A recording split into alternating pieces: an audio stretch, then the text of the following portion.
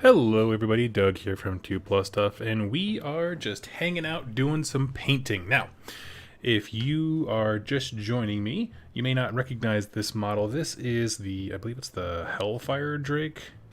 No, Hell Drake. I can't remember. all the names from various games get jumbled up in my head. But this chunky boy is from Conquest, The Last Argument of Kings, and if you're thinking, wow, that sucker's huge, he is, and he's at a different scale than most models. Their dwarves are as tall almost as Stormcasts are in AOS. Now, riding this, we got two options, okay? You can see we have guns on each side, so like the Drake comes at you like this. There's a magma gun on each side, so there are two magma gun operators, and once they're painted, they lock right in there. And I'm going to glue them down. I just wanted to get some paint on them separately so I could get their chests and things like that easily. But for the boss man, who sits right here in the center on his little pedal stool, if you will, here's the generic one that comes with the kit. Oop, there he is. Where is he at? I magnetized him. There we go. Hopefully that won't happen. So I magnetized him so he could do that, and he's basically doing the pointing forward and go forward and let me hit them with my sword. As long as he's apparently not flipping backward, he is very stable with the magnets that I put there. I got one on each foot, so I drilled into the stand up here, and then the first step. And then the second option, in case you are curious, is this is a fire priest, essentially, or a fire wizard. For those of you who are not familiar with the game, I'll just simplify it. And he has these cool like flames that have a step kind of setup in them, and so I magnetized that as well. So he is actually flying. You can see, I don't know, well, you can see his little gap right there. But yeah, he's flying and lifted by his own fire magics as he directs everything forward. So the guys on the side don't need to change, so once I get them painted, they'll be glued down, and then I'll just paint up the heroes individually. So that's what I have going on. That's what we'll be working on today. Right now, I'm going to focus on making the blues pop a bit more, and then we're going to work on the scales. And besides some dry brushing of the silvers and stuff, that's really what we got. That's what we're looking at. So I would love to hear, what are you guys working on? Let me know if you can see and hear me a-okay. And we'll start jumping into it. I see we got 7 people hanging out. What's up, y'all? Let me grab some paint and some brushes.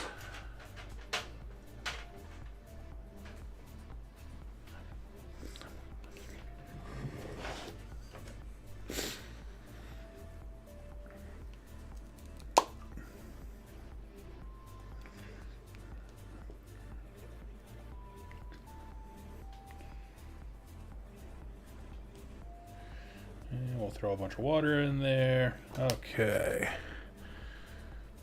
So, we got stuff to talk about here today as we are painting and hanging. First up, big news, Horus Heresy is now up for pre-order if you are interested in that whatsoever. I'm curious to know if you are.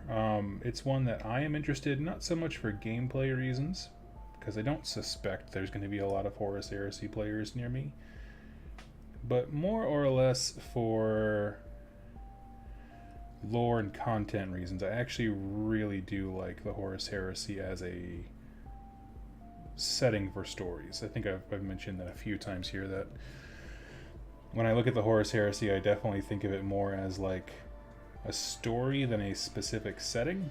So of course in 40k you can have whatever battles you want, but if you're trying to tell a story, I think Horus Heresy does it better.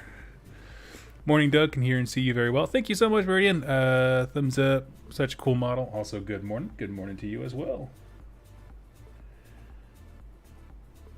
So we're putting down our first highlights, and this is going to be pretty much everything except for the deepest recesses. And in case you're curious as to what blues I'm using, it's Ahriman blue and Thousand Suns blue. So it is just the straight up color scheme of Thousand Suns with a few little tweaks, like silver trim instead of gold, that kind of thing.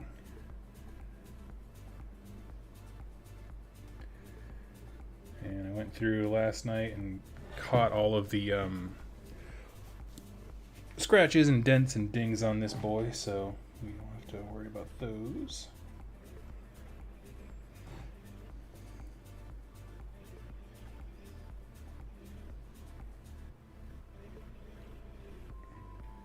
I may have wired it down a little too much. It's okay. That's what multiple layers are for.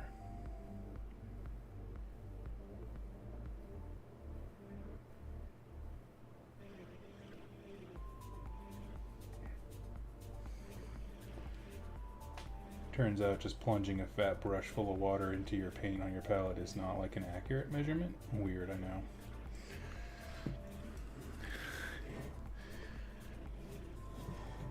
What is everybody else working on? I'd love to hear your projects. I was invited to a conquest event that's going on locally the first week of July.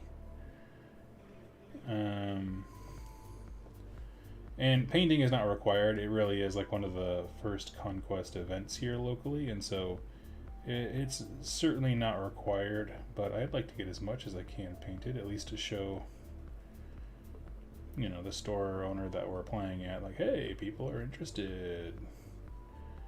You should stock it. Hans, what's up, buddy? What'd you use for the metallics? That is just nothing but lead belcher. I did more with shadows than the actual metallic, so it's just lead belcher, and then I took basilicum gray and went into the cracks. And then I also have a thin down null oil wash over the tinier details where I couldn't get the basilicum gray in well. But yeah, there's nothing, as far as metals go, there's nothing there but lead belcher at the moment. When this is all done with the blues, I'm going to go back over and pick out with some like rune fang steel or something like that, some brighter silvers, just to kind of add a little bit more depth to that.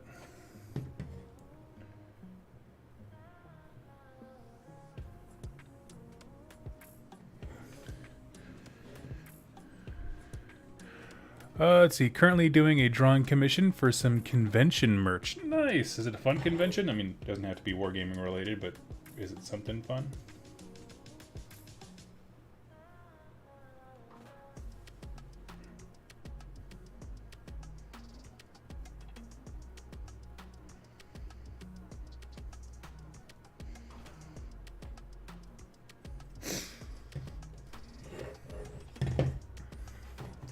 This thing is like moving around a bowling ball. I like it.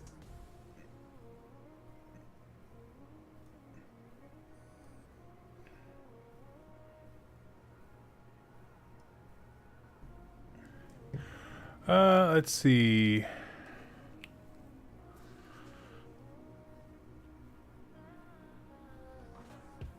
Lead belcher or iron breaker. Yeah, it's It certainly can be. I'm gonna brighten mine up a bit here in a sec, but I wanted to keep them somewhat dirty because you know they're supposed to be underground, and my hold is not necessarily the most responsible with their weapons.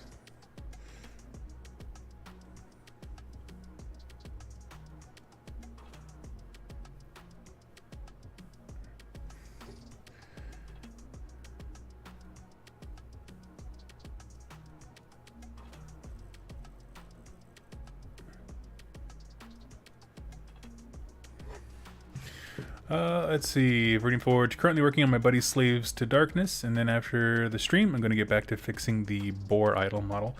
Yeah, what do you need to fix about it? I'm curious. The world is curious. I got like 15 emails of people being like, where do I get that STL? Welcome to the exciting world of online content creation where there's always pressure that you can't ever quantify. Whether you're sculpting models or making videos, it's all the same.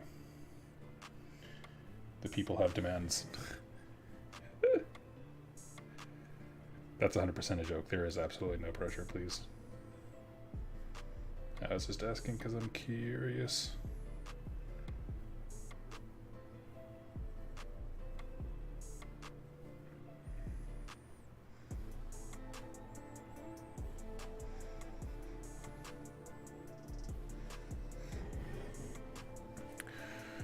Let's see.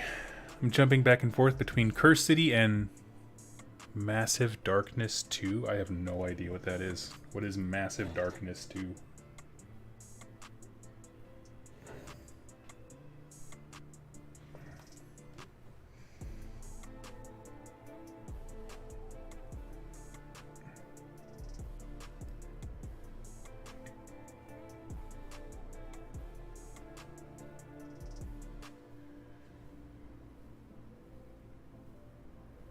And I'm just going back over my first layer just to make sure that that Thousand Suns blue really pops.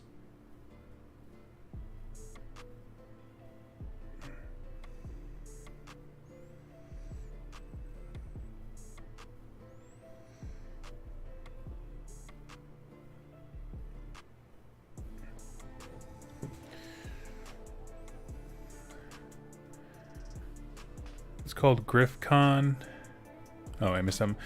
Geez, yeah. I need to get it done. The model needs to be resplit into more parts so we can print on smaller printers. Oh, interesting. I didn't think about that.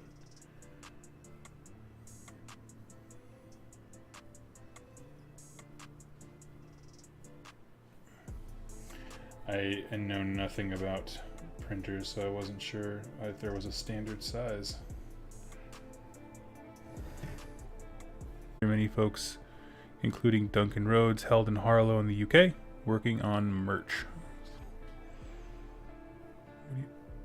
Interesting. Okay, cool. Well, looks like my feed kind of ducked out there for a hot sec.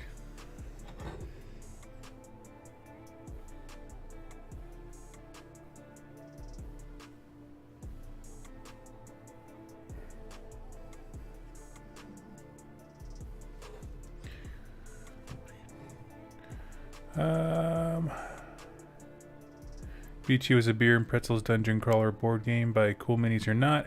It's about 2 hours of simple fun ways and you get to. Okay, cool. That's rad.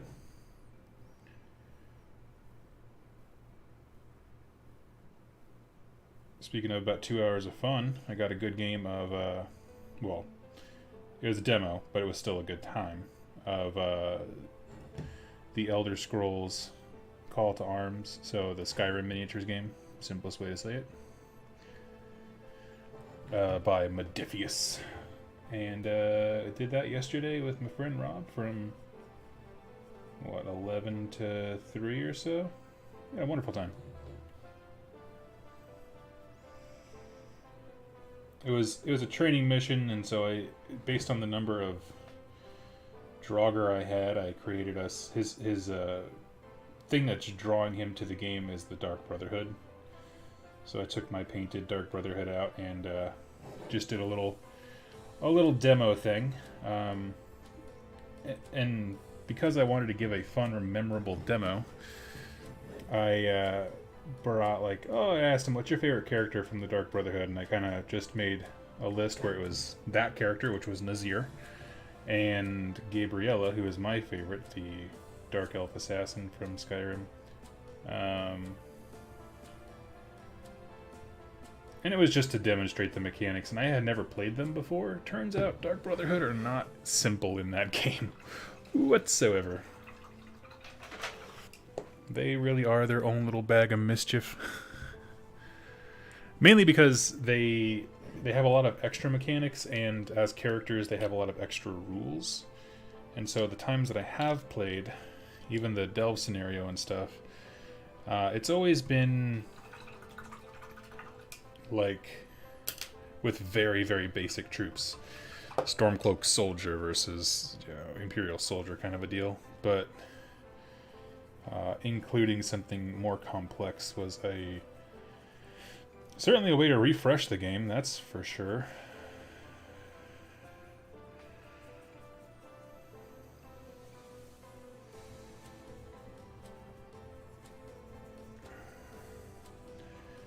Give me here, I'm just mixing up my next couple layers.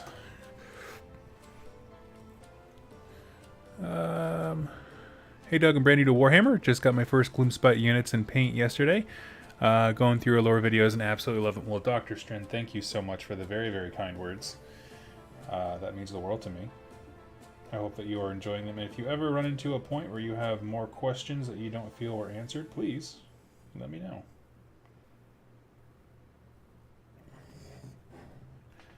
I am always looking for new content ideas, wondering what people are asking about, what things in the lore seem underdeveloped, and we can kind of talk about them a little bit.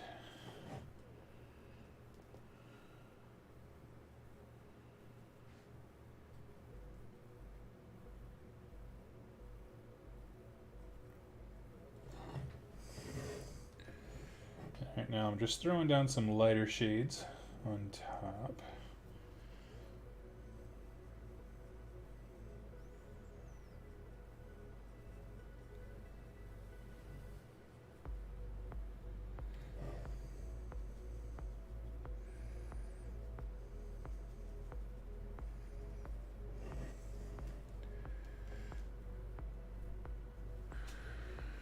But I'm so glad that you found my channel and you're hanging out and enjoying it, man. Please.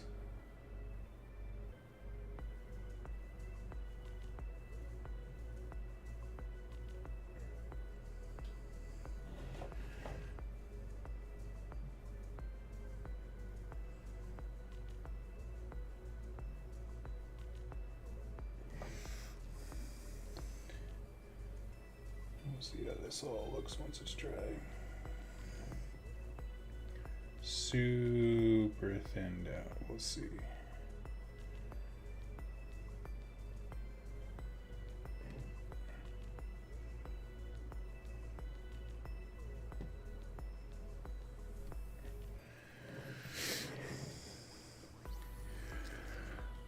Is that a laser dino? It is in fact a laser dino. It is from the game. Apologies if it's a little bit off screen right now, just for the I can hold this side of it. It's from Conquest, the Last Argument of Kings. It is essentially their dwarves got a bunch of lizards and then strapped guns all over them, and we're like, alright, we got our carriages figured out. This is our artillery. Let's go have some fun. That's my depiction of them going to war.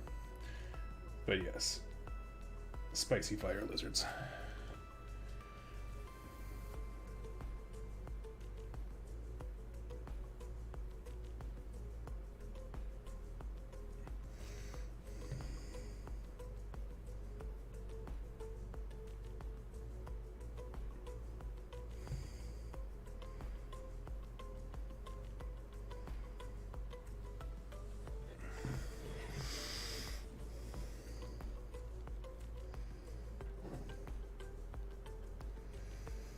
Just working a little bit more of that bright color on this nice rounded edge. Just to kind of give it a little bit more depth. While I got it on the brush.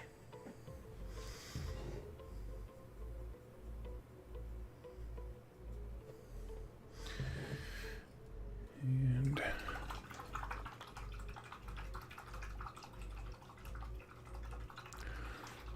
let's see. One Horns fan, just curious, how are the bounds of lore defined? Is everything Black Library automatically canon? I guess all the Warhammer Plus video content is canon too. Canon is a complicated subject when it comes to Warhammer. So I'm going to give you the straight answer, and then I'm going to give you my thoughts. There we go. You ready? The straight answer is anything in the Battle Tomes and Black Library books is canon, with the caveat that some of the older Black Library books, namely some 40k ones in particular, are no longer canon just because they've updated lore or added more story elements. Something might be canon, but also have to remember it is a setting with unreliable narrators, so anything that comes from the perspective of the Imperium is dubious at best. And so that's important to remember when you discuss things like canon. You know, if they say a planet was abandoned, it doesn't mean that, like, they walked up and no one was there. It could just mean that they rolled up and killed everyone who lived there and now there's no one there. So, it gets a little dicey sometimes. So that's the stock answer, right? Anything in the Black Library books and your battle tomes, that's going to be where you find your canon lore. Now, my personal thing that I want to add here is that the battle tomes and codexes for 40k, which is your army books, they go through an immense amount of length to make it clear that you can do whatever story you want, and it will be just as official and legit as anything else. If you want to create a specific chapter, Space Marines with its own background, you can do that. And anything else is just an example pushing you to try and create something unique and individual unto you. And that gets real dicey because some people don't like that. But also Games Workshop is a company. This is all fake, and so every once in a while they just kind of change story elements, and you can either be cool with it or not. That's why we have several angry gamers online right now about Horus Heresy. They shouldn't have this kind of armor or whatever. It's like Games Workshop could not give less of a crap. Every Legion has every kind of armor. Why? Because we sell it. Duh. Because we want to make money off of it. Duh. So it gets into some dubious territory. It depends on really what your project you're trying to do is. If you want to do something like Horus Heresy where it's depicting a very specific thing, sure, there's a lot of pointers and directions that you can go with. But even with that said, the very nature of even their most rigid, we'll say, game, which is Horus Heresy in terms of like lore and stuff, they still left a lot of design space open so that you can personalize your Legion. So it's a tough question. I like your keeping it real answer. Yeah, I mean, it's one of those things. I understand the built-in nerd desire to be like, well, this makes sense, this doesn't, this is canon because it fits in with the other stuff. But then there's that next level of like, I'll give you an example. I watched Ant-Man for the first time the other day. Okay, my wife and I went over to some great friend's house and they were watching Ant-Man. We were all watching Ant-Man. They're trying to introduce us to the MCU because I never really got into it before. And while we're there, I noticed that in Ant-Man, it says he has the mass of a 200-pound man, and sometimes when he punches people, he does. And then sometimes when he's like climbing up someone's shoulder or on top of a gun, he doesn't. It's almost like physics doesn't make sense. And I don't understand why people can love that movie and like then come back to their Warhammer painting tables and be like, well, they can't have that kind of armor. That's ridiculous. Okay. Let's just take a second to reevaluate our life priorities, the decisions that brought us to this level of anger.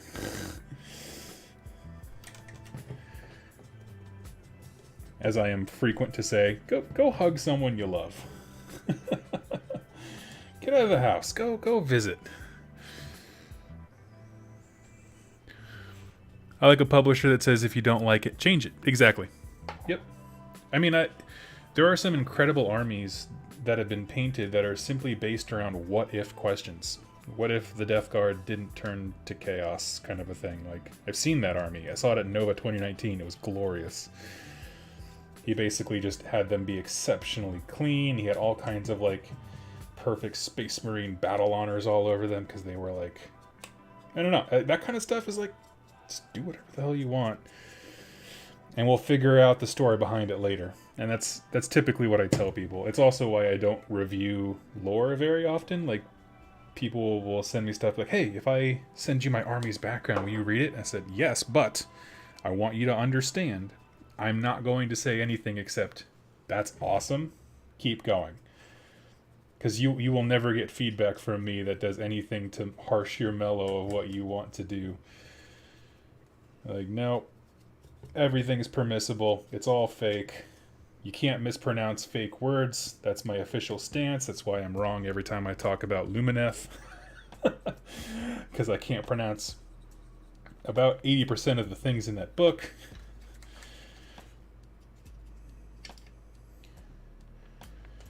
And that's okay.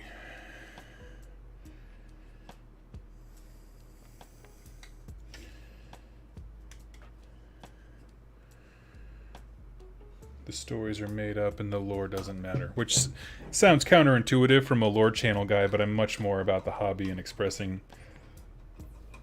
joy regarding it than I am about being right.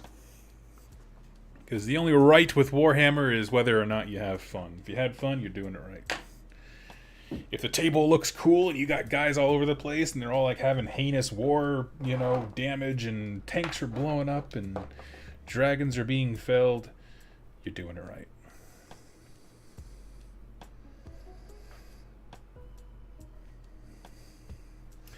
And then my favorite go-to that people do in rebuttal to that statement is like, well, what if the person shows up with like a Hello Kitty army? So, well, the correct response is you beat them, you table them, and then you say, goodbye, kitty. That's it. That's how you play that out.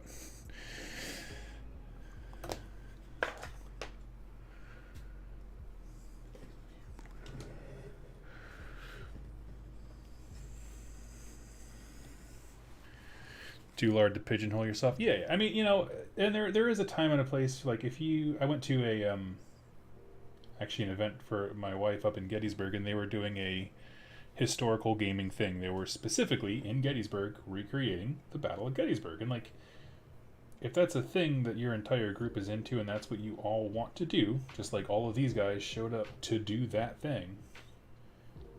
Yeah. As a group, if we put some constraints on lore and stuff like that, absolutely. That's totally cool. The mistake is thinking, well, Deg just thinks anything goes. No, there's a time and a place, but Games Workshop and all of their publications remind us constantly to do whatever we want first. And then if our particular group has constraints, well, we wrote these narrative stories and missions so that you can do that. But first and foremost, do whatever you want, because that means they make money. Which is not bad. I don't want them to make money. I want them to stay around, keep making games.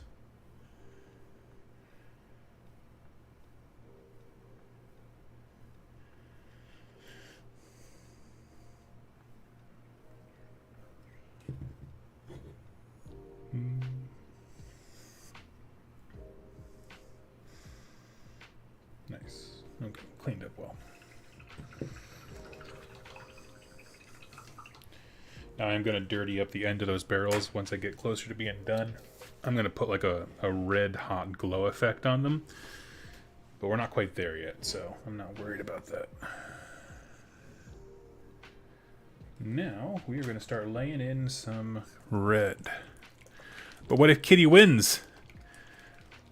I mean, truthfully, okay, Hans, if somebody came to me with a Hello Kitty army, if I beat them, I say goodbye, Kitty. If they beat me, I will paint an orc in a Hello Kitty theme. Because they put that much work in. You know what? I respect it. I'll meet you halfway.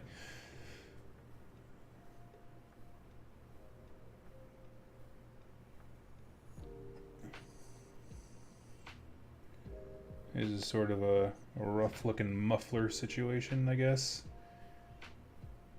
Or maybe muffler is not the right word. Exhaust port for your fire gun.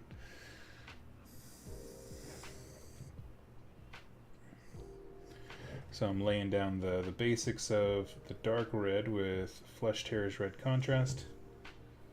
And then we're going to brighten it all up with other paints as we go.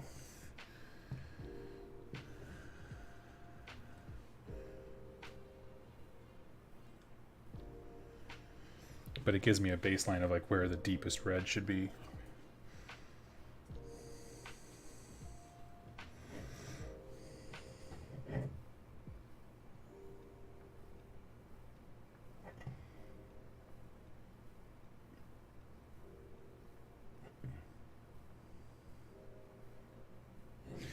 Let's see.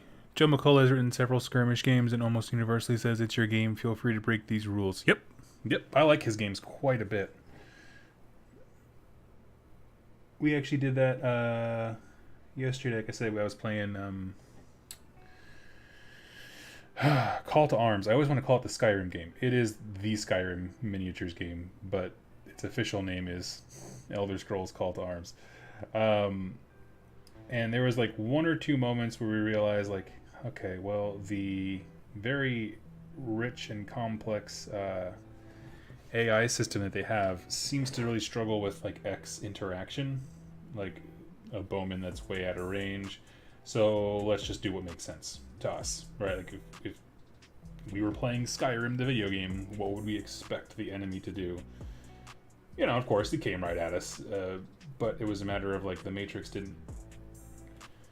the decision matrix that he has for his personality didn't make sense in the context of what we were looking at. So we're like, we're gonna override that. And that was the correct answer. It always is.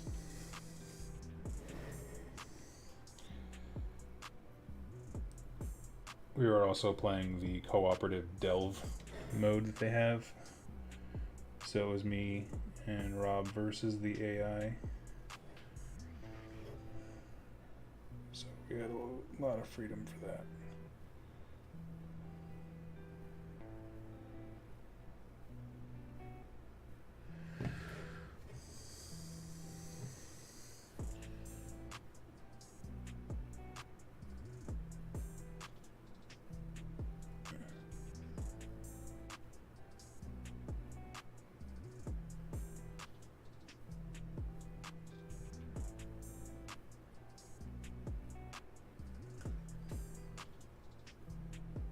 Forgive me if I go silent every once in a while. I'm trying to get these weird cracks and crevices with these like 3 power cells, I guess. We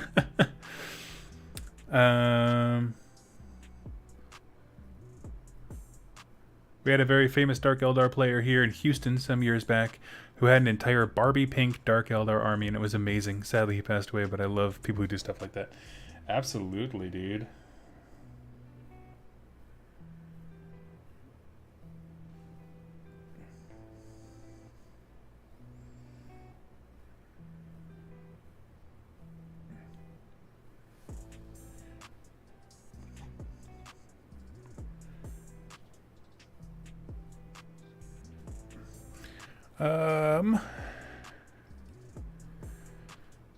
Good morning. Hey, little lady cook. What's up?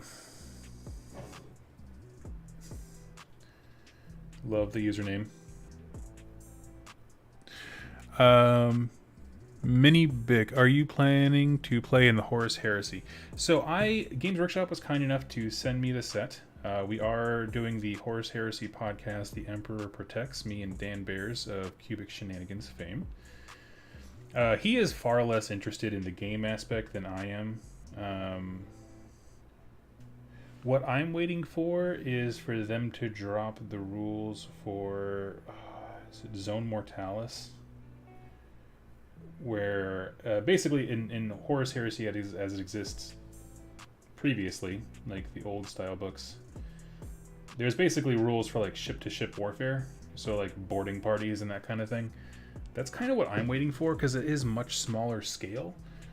And that interests me. I'm not the biggest into having a whole army. But I'm excited about it, like to paint it and everything. I'm very stoked. I actually have my set right behind me, and it's what I would be working on if I wasn't going to an event for Conquest and needed to get a bunch of these guys painted. We have like 90% of an army that still needs to be done, so...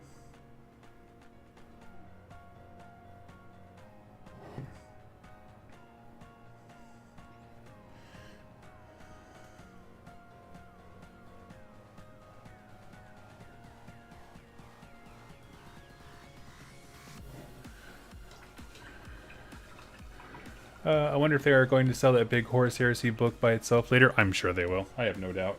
Or at least some version of it, because it has all the introductory material that I think that you would want. So, I mean, overall, I think it will be. Which army am I going to play? So, I'm torn. Maybe some guidance from a helpful chat group can help me out. So my favorite legion, lore-wise, is the Word Bearers. I've said that a few times. It really, really is. I love them immensely. I love all that they contributed to the Horus Heresy in terms of like how integral they were into things going so badly so fast. But also the themes that they deal with of like the nature of mankind, being worshipful creatures, that we need something to worship and idolize, and that the Emperor just wasn't that. So I love that kind of stuff. Where it gets complicated, though, is that I would love to have a force that I could play as loyalists and traitors. And while I can, with the Horus Heresy, I mean, there were technically some elements of the Word Bearers that didn't fall to chaos because they were like seeing what's going on and were like, I don't like this.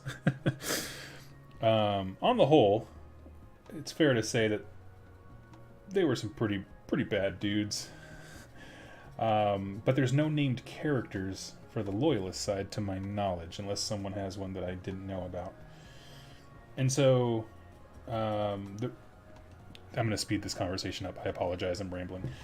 I'm thinking Emperor's Children because I really like the characters Saul Tarvitz as well as Eidolon, and those are a perfect traitor and loyalist named characters. I just like the models. And if you're going to get into Horus Heresy, it's like, you got to go with the models you like. Anything else is just silly, right? And so that's kind of my idea right now, because I could play them all together before stuff gets real. And of course I could back out and have them be loyalist and traitor, depending on who is leading. So yeah, even though like I do believe someone could absolutely make a loyalist Word Bearers army, I specifically would be looking at named characters, models who I want to paint.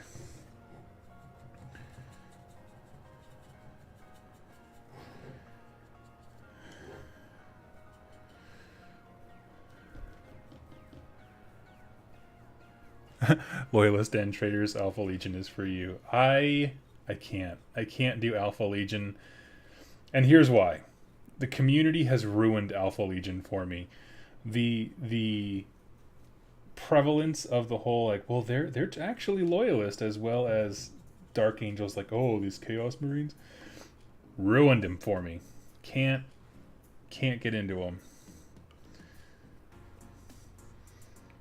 because like the jokes are just, they're too much for me. It's the same reason I can't stand 40k Facebook groups. You get a new player, look, I just painted up these Dark Angels, I really love my scheme. Oh, it's a cool Chaos Space Marine army you got there. And it's like, shut up. You're ruining our few inside jokes as a community, and you're not getting anything for it.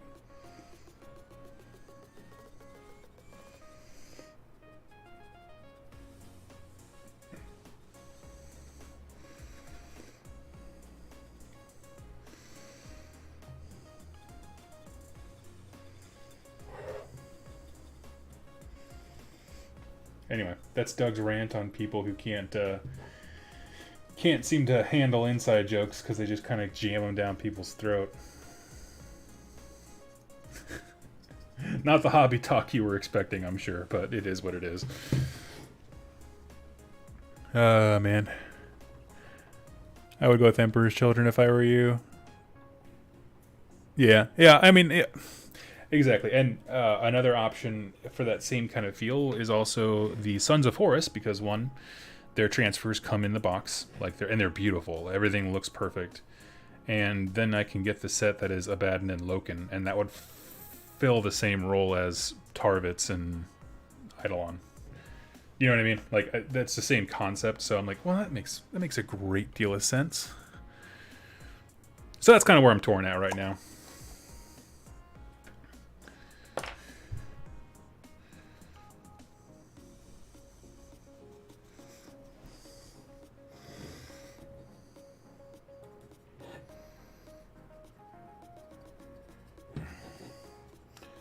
case anyone's curious how I do my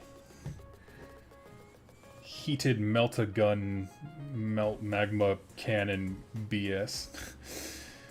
Basically I dry brush black on to get some soot, and then dry brush on some corn red, right?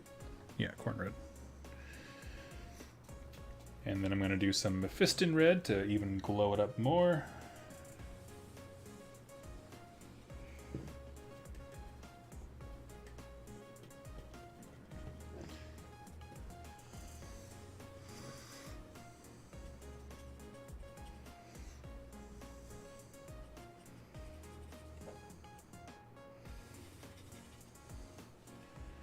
And we're just going to keep up building more and more, I guess, redness.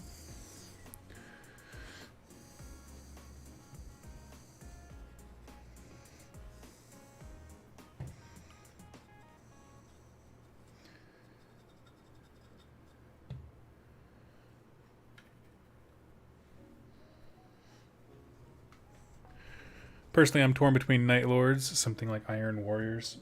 Iron Warriors seems to be a very popular choice. I don't know why. I just heard more people talking about them recently than I feel like ever before, which is cool. I like it. Good to have more stuff represented.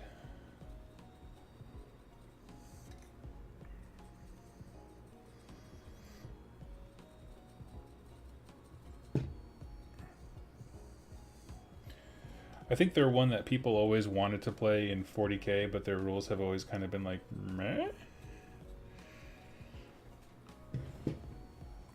Lizard skin is coming out well. Thank you! It's just contrast.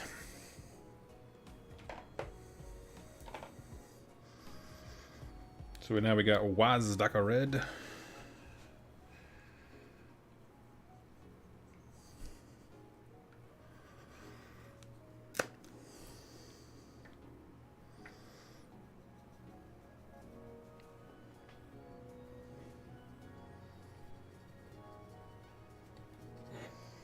As you can see, we're getting brighter with the red.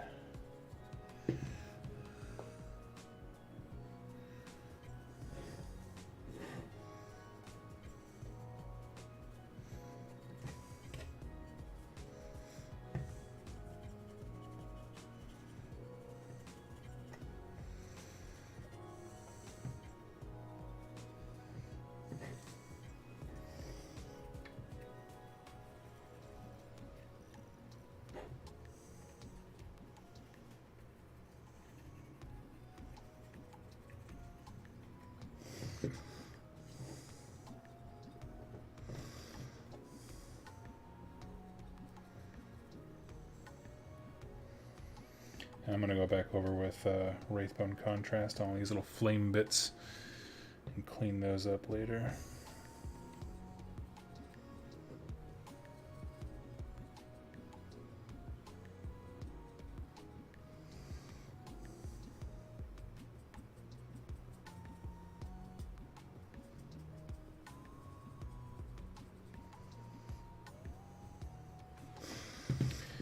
Nice. Next is some orange. Jordan, I don't understand how Heresy works with everything looking the same. Is it mostly paint scheme and characters that make the difference between armies? There's a few things that make armies different. So yes, they all start with baseline Marines. Every Legion also then has unique unit options that you only get if you play as them. So like, let's say I go with Emperor's Children. Boom, I get access to certain other Marines that others wouldn't. Makes sense. In addition to that, there's also like, imagine, so Jordan, I don't know, do you play AOS? I imagine if you could have different allegiance abilities based on whether your guys were good or bad. That's essentially what's happening with Legion, is like there'll be some loyalist things, there'll be some heresy things. So each Legion, even though they are like all Emperor's Children, some of them are going to be acting differently because they might have lineages that come from Terra rather than some other warlord planet that exists that the rest of their legion came from. And so there are like different allegiance abilities built into each of these forces.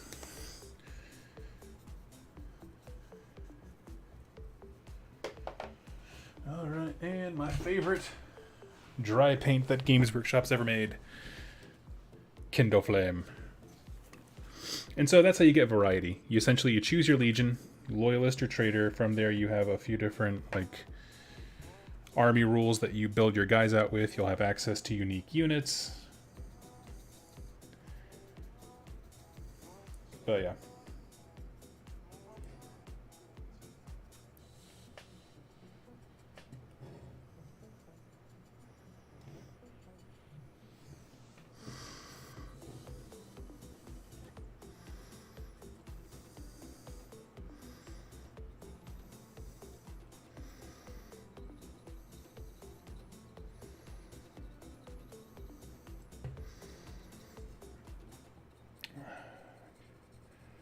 I played around with Kindle Flame the first time. I painted up some Fire Slayers. I just fell in love with it.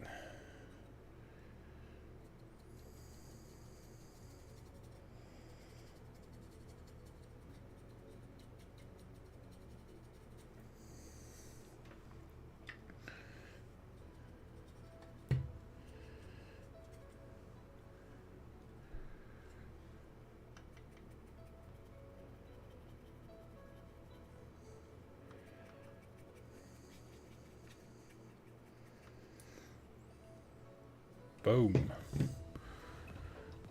Happy Sunday. Hey, hey. So it's just weapon variations like Sandlanders get flamers for days. No, actually, let me get the books here and we'll walk through the differences. Give me 1 sec. Because I need this to dry for a hot second anyway.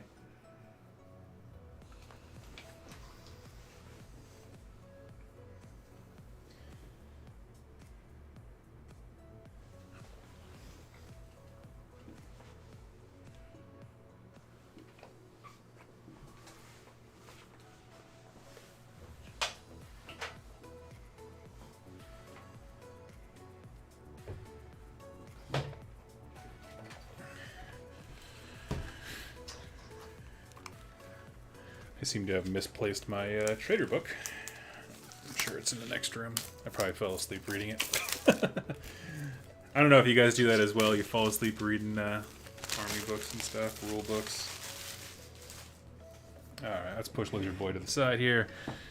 So this is loyalist stuff. Let's check out White Scars. Actually, let's check out the Legion of things that I can pronounce.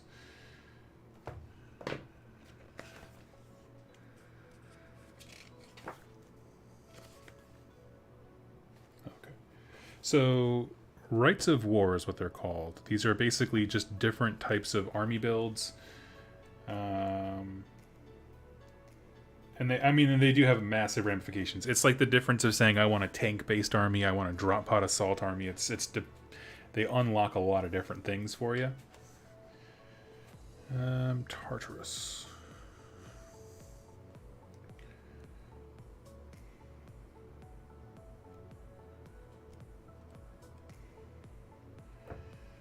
Loyalist Legions. Dark Angels. Okay, we'll start here. This is actually a perfect example. So, you have your rules that affect all Dark Angels. Okay, Legion Astartes, Dark Angels. You then have unit subtypes because they add... Basically, you can model your Dark Angels with any like the Terminators, but you can also make them Deathwing. So you can have like subtypes of Terminators that are Deathwing. Even though they already have bespoke, some models that they already have access to are Deathwing-like. You obviously get access to your Primarch. Here's your Warlord traits, which if you're on iOS you're familiar with. But for example, let's see...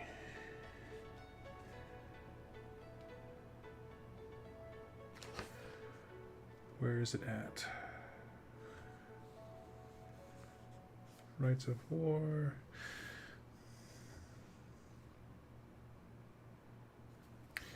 Let's see. So they are, I'm trying to figure out how to explain this. So they are special army-wide rules, like you can customize your allegiance abilities for AOS, depending on what units you take. So even though everybody takes the same command structure, a hero, 2 troop choices, whatever, and then it gets drawn from there, the way that it functions in relation to one another, there are 1, 2, 3, 4, 5, 6 different army archetypes within just Dark Angels alone. And that doesn't include the generic ones that you can do for any legion. So they play very, very differently. Stuff like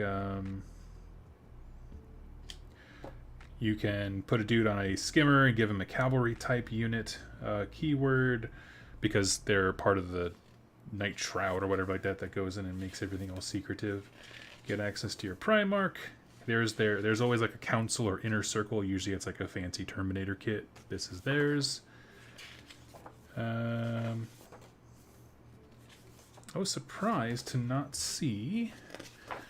Sometimes the rights of war under like restrictions have like this can only be taken by chaos or traitor legions, and I'm sure they have one, but I'm just not seeing it. Subtype, troop choices, just destroy.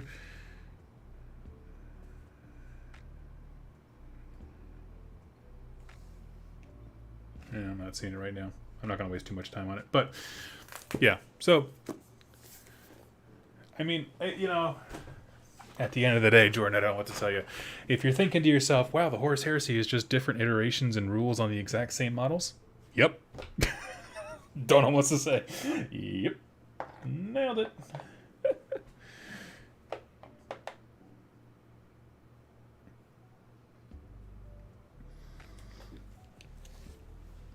I want to say thank you for all your Parabellum Conquest content. Oh, you got it, buddy.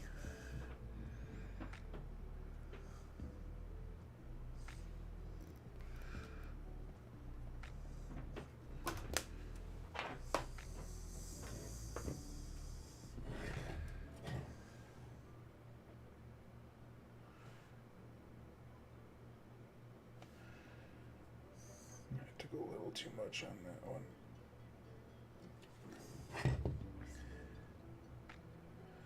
I hope to have some lore for the Mimetic Assassin out this week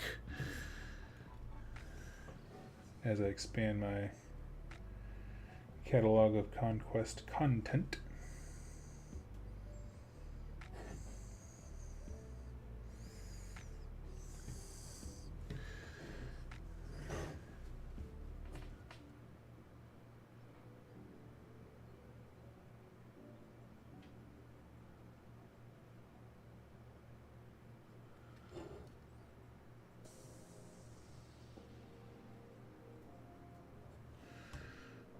But I thought in the interest of preparing for my first local or IRL conquest event, it might be nice to get some painting in.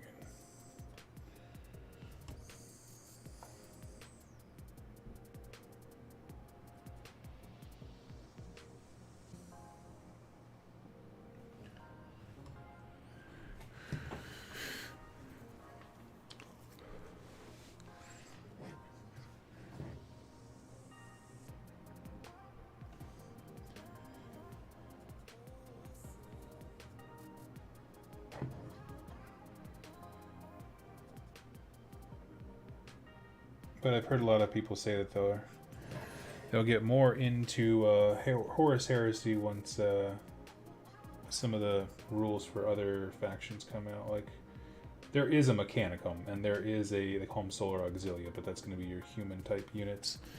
It's like those things, they exist in the game. Demons also exist in one form or another. So it's not like everything that's out now is Horus Heresy. It's like, nah, far from it.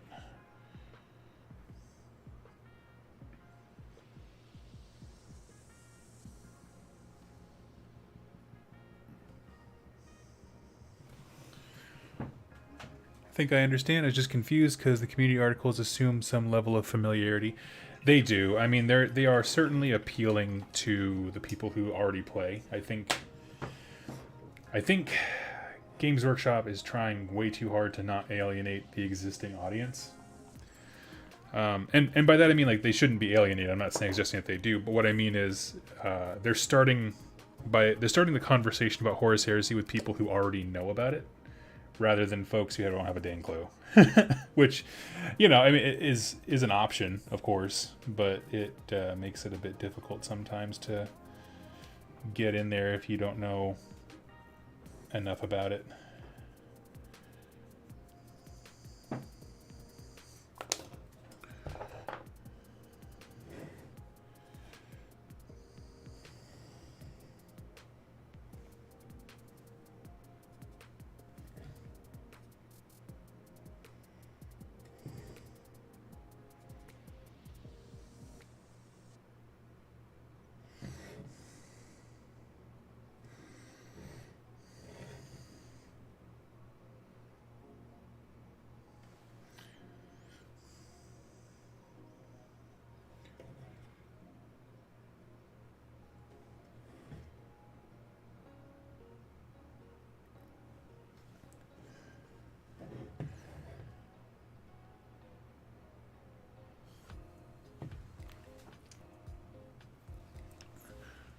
The lore of the heresy has really intrigued me.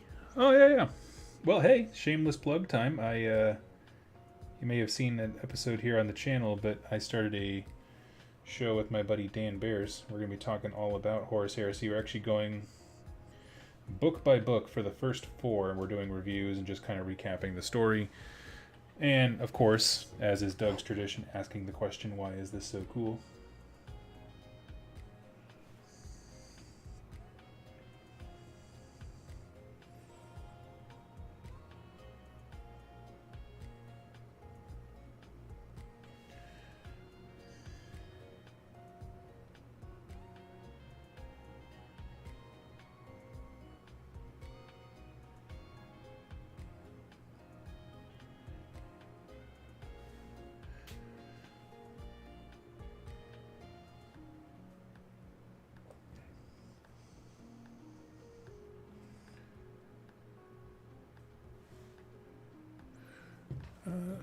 But yes, it's and the lore of it has always been what's drawn me in.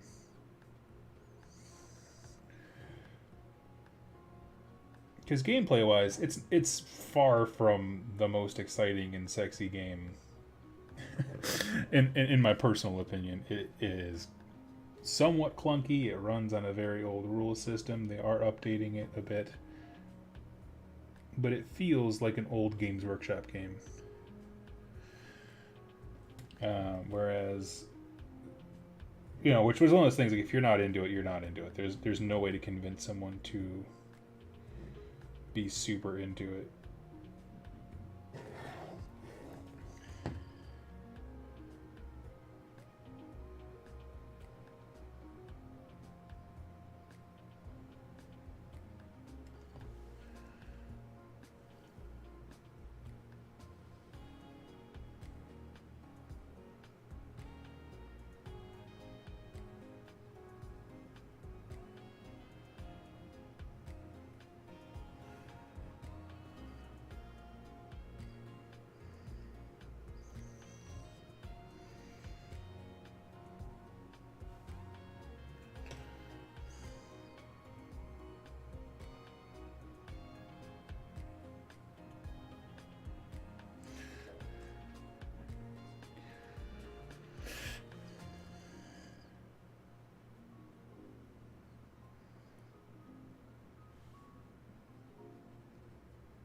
Cool. Coming together.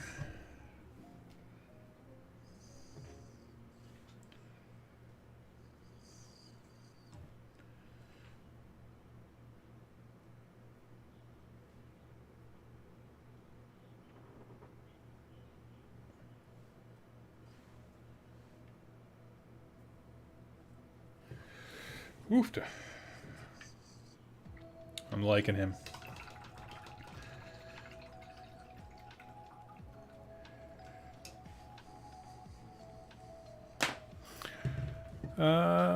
I've listened and I love it. Oh, thank you so much. It only has fed my enjoyment of the heresy, hoping some new books on the cheap, because, yeah, there's too many books to buy new.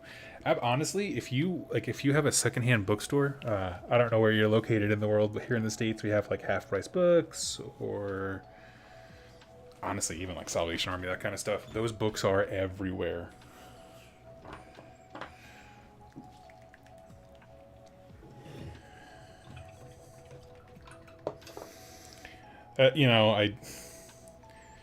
As much as I get accused for being a shill for GW, I most certainly do not advocate going out and buying the Horus Heresy books.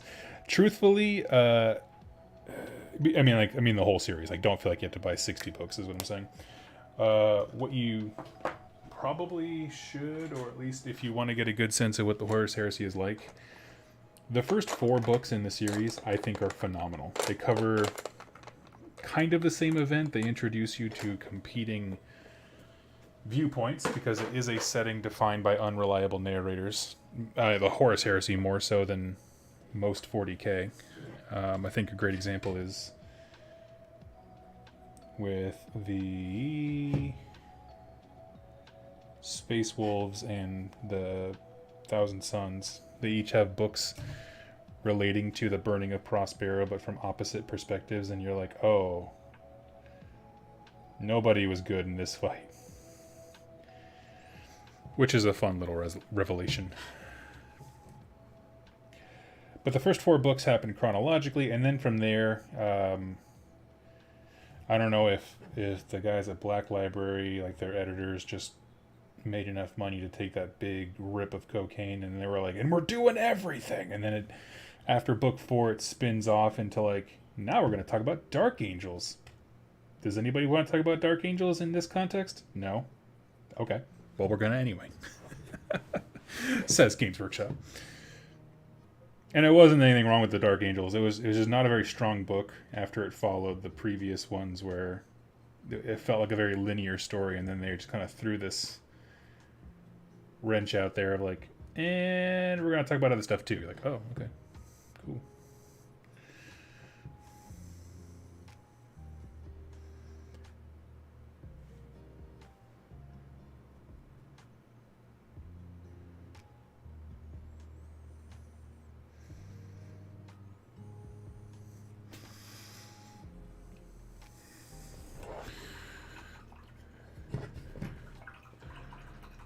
I'm next door in Nebraska. Oh, yeah.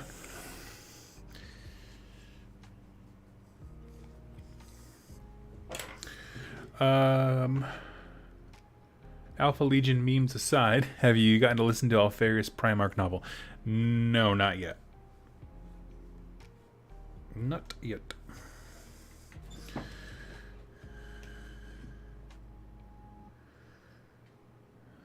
Okay, what's next? That needs to dry up top. He's coming together. I like him.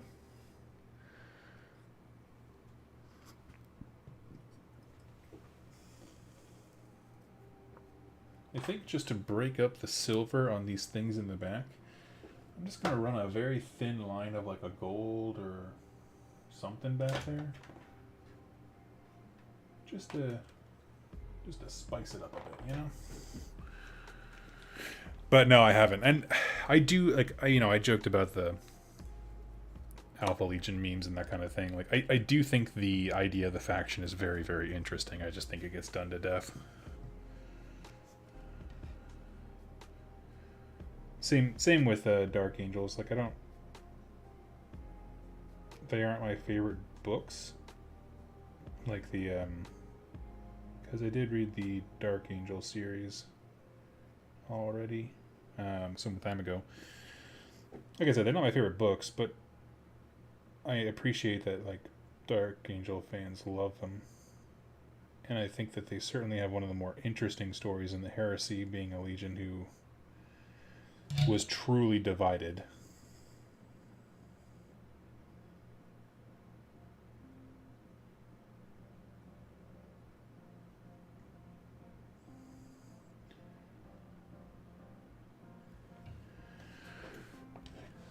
Thanks for the help, Doug. Have a good day. Oh yeah, absolutely.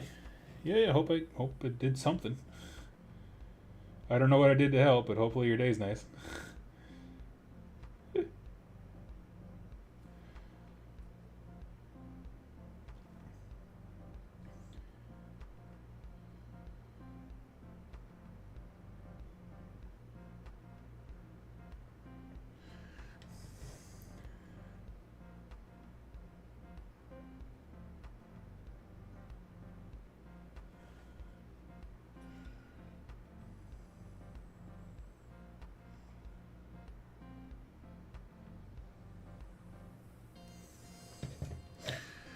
Yeah, I like that. Just breaking up the silver a little bit, I think, does a lot. But now that we got more folks here joining us, what are y'all working on? Hold off on spoilers, but in my opinion, it's fantastic. Nice. I appreciate that. Maybe it'll force me to like it. Force me to like the Alpha Legion. I gotta be careful what I read, though, because like every time I read a Black Library book, I'm like, I want to do this army. Like, I had my finger hovering over the buy button of a Gloomspite Gate army off eBay after I read Gloomspite, and I was like, man, these guys are unstoppable killing machines. And I was like, Doug, what the hell are you doing? They are so far from that.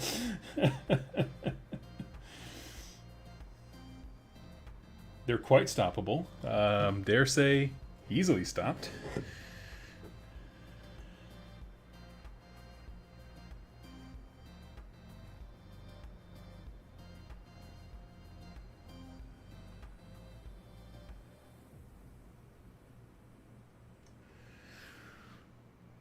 Building Warp Talons. Looking forward to new Chaos Space Marine Codex. Sweet.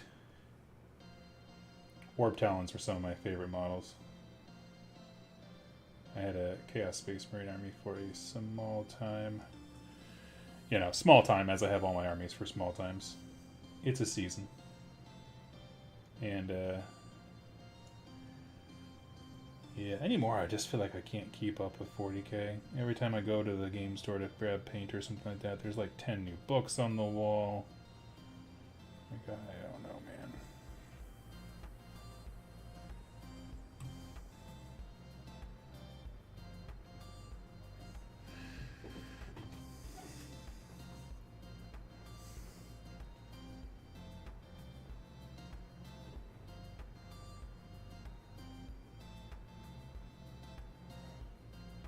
Which is a shame, because I want to like 40k. I really do, because there's so many more people who play it around here than AOS. Whereas, like, unless I go out of my way to drive for an event, I don't really have anyone to play AOS with that isn't my friend Rob with his Death Army. You know, which is cool. But I played a lot against Legions of Nagash.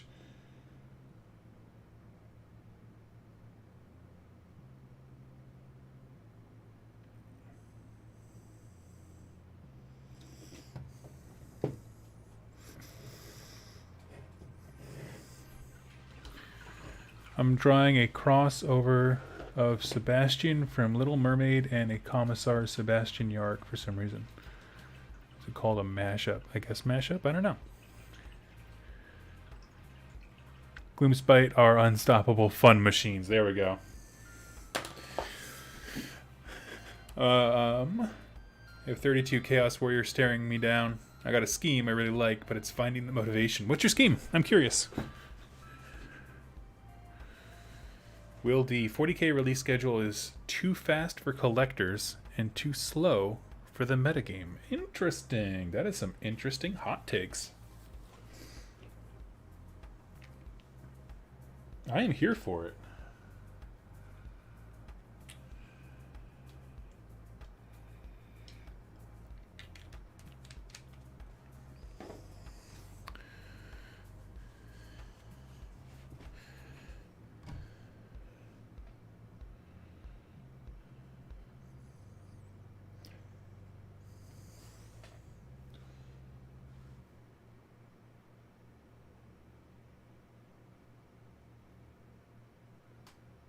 I'm just polishing up the real hard edges here.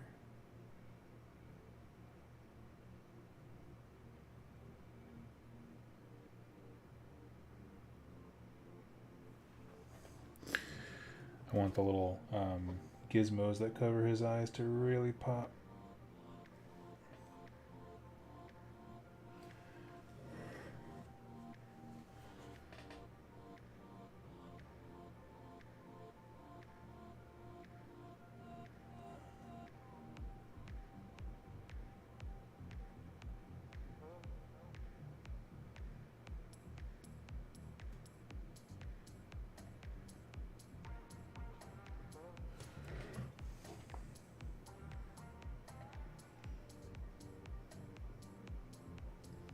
Cool.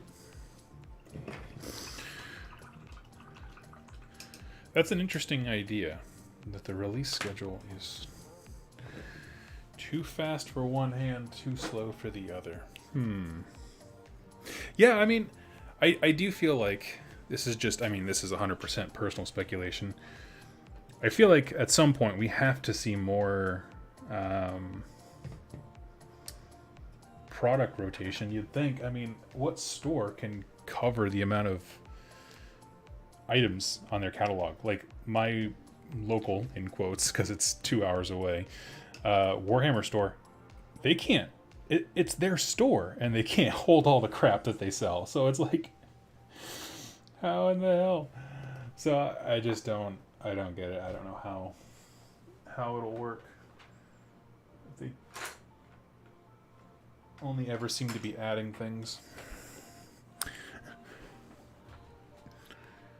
Xanathol dry brush of metals, base of chaos black. Moving Rune Lord Brass. That's cool. F for guard, demons, and chaos. Why aren't Chaos Space Marines getting a book like now?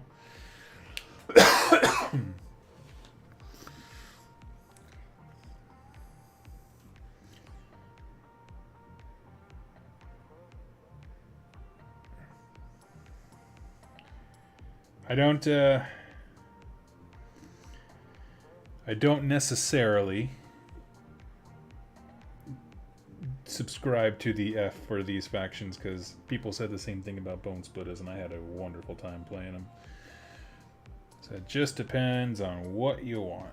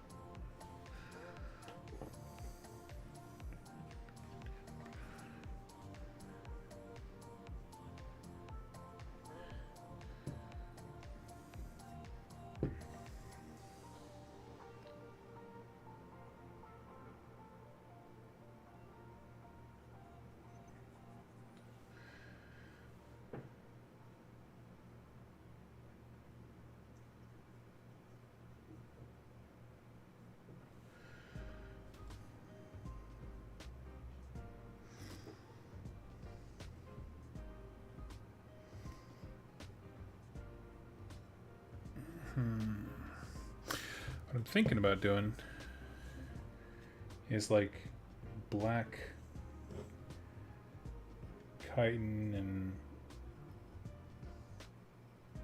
stuff like that, and then kind of building it out into gray. So all these spikes and things that I'm painting, getting a nice dry brush of gray on there.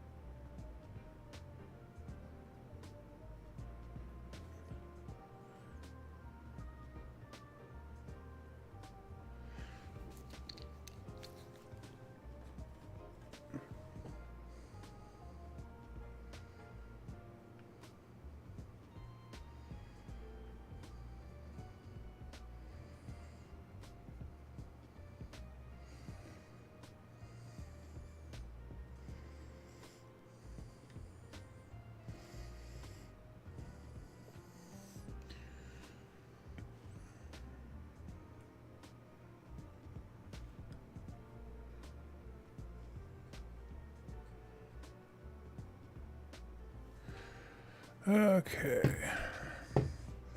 Yeah, but Will, my thing is that like, I guess I just don't see the point of lamenting, even though it took 3 years. You know, no matter who gets what they want, it's never fast enough for somebody else. If you do that, if they focus on Chaos Space Marines, then, for example, Tau players are like, well, heck, we haven't gotten blah, blah, blah, they haven't addressed our fix. It's just, people just won't be happy. 'Tis the way of the nerd. When my wife Jess and I hang out and talk in the evenings after we're done working for the day, she'll be like, so, what are the nerds raging about? I'm like, well, I got this thing, this thing, this thing.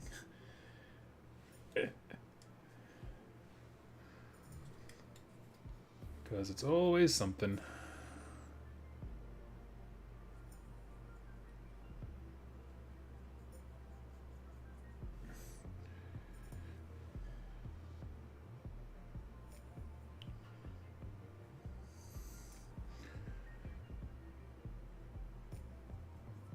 I will say though, Will, if you are looking for a company that stays on top of customer complaints and FAQs and stuff, hey, Conquest, Parabellum. True, and 40% of 40K is being, yes, exactly, yep. I have a good friend who once said some wise words, and that is that nobody hates Games Workshop more than its fans. I just always loved that.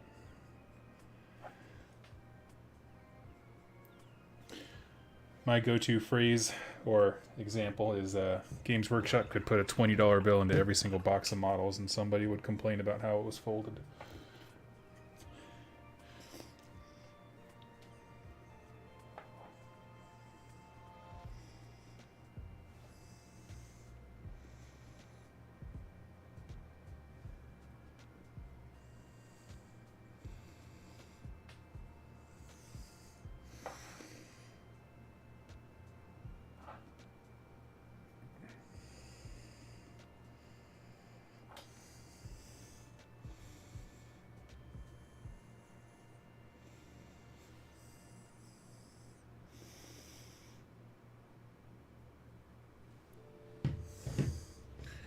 I have spent so much time under this lizard's gooch that I am so tired of painting these toes.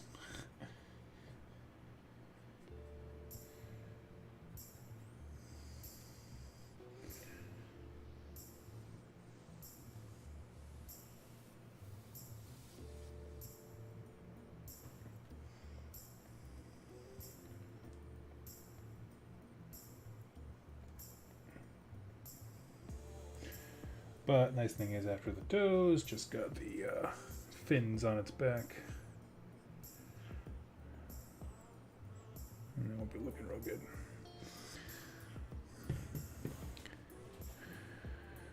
I'll check out Conquest stuff. I've been curious. Yeah, it's cool. I will say,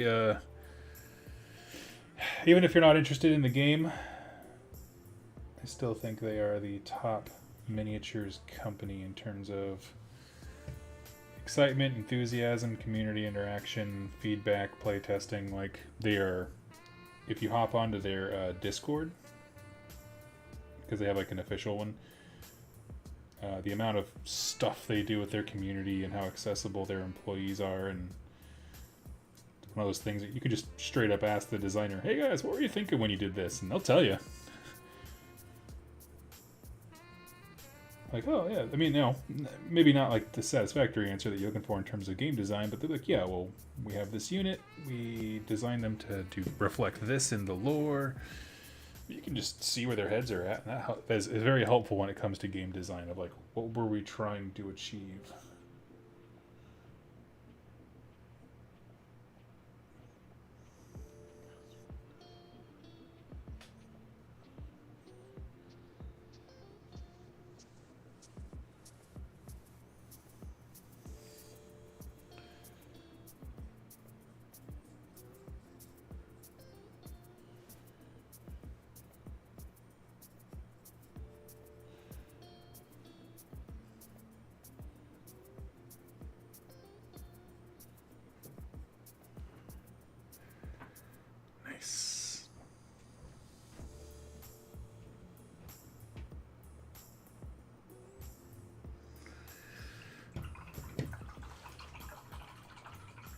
I self-learned how to make chain from epoxy putty. Came out great. Nice! That's so stinking cool. Boardroom Gamer, what is that monstrosity? Hey, buddy. This is the Hellbringer Drake from the game Conquest, Last Argument of Kings. I talked about it before, but I'll show it off here again. They took a dragon who was just minding his own business, and they put this saddle on him that has two massive magma cannons on each side. So the model actually comes with these two dudes who rock the cannons. And then you can either have a basic leader, which is just a dude pointing at the enemy being like, move closer or let me hit them with my sword. Or a sorcerer who is like erupting in flame. I'm going to paint them up in just a sec. I think the last thing I want to do for this guy before I move on, because I'm trying to get stuff like mostly painted, I can always come back and do little tiny details. I just need to really quickly knock out the flames on the back of this sucker, so let's do that. The nice thing is that takes about 5 seconds if I have all the paints ready to go, so let me grab those right fast. Okay, I need yellow. We have orange. Where's me red?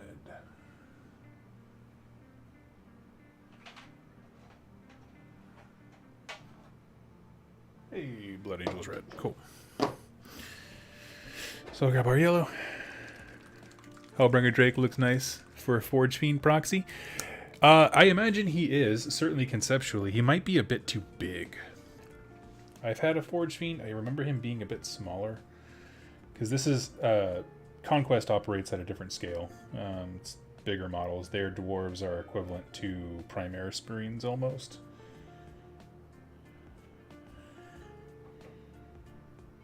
If not directly there, then fairly close.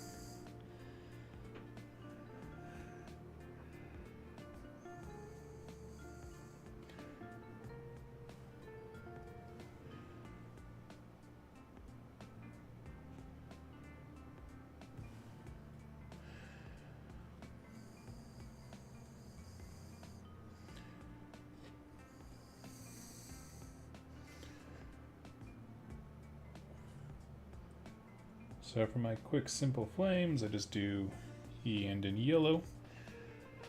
And then about a third of the way into the fire, depending on which direction the heat's coming from, you throw down a little Griff Charger, or Griff Hound Orange.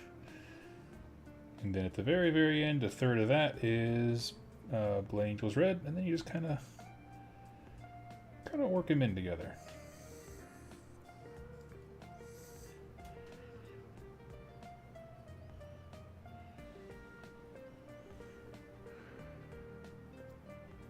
I thought I'd hate all the trim on Chaos Warriors, but I'm finding them to be even more like a 3D. Oh yeah, yes, that's exactly how I viewed them too.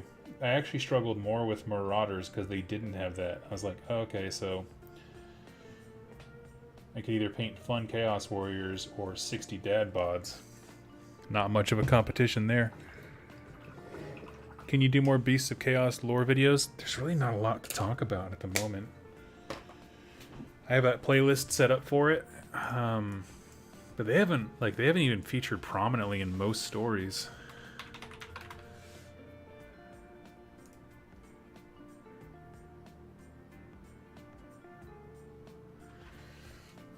But I'd love to. The minute we have more info, my friend, I will.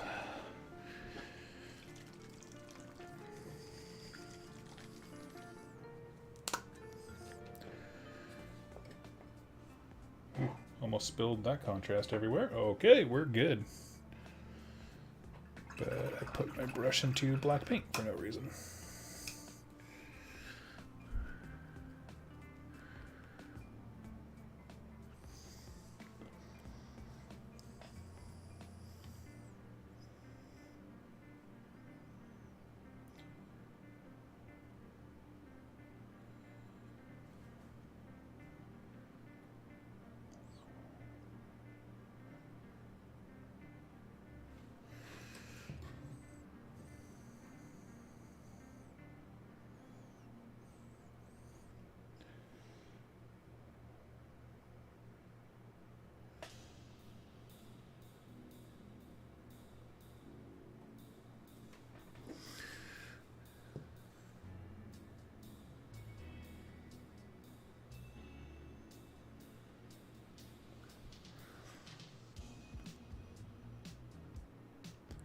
Thank you so much for the content. Oh, you got it, buddy. I mean, if there is there a specific thing for Beastman that you think is missing? Because people have asked if I could like redo entire lore weeks, and I tried doing it once or twice, and the truth is, it's mind-numbingly boring to talk about the same thing over again. Just straight up. Have you enjoyed AOS lore since they fleshed it out? I mean, yeah, I've been along for the ride the whole time they have been.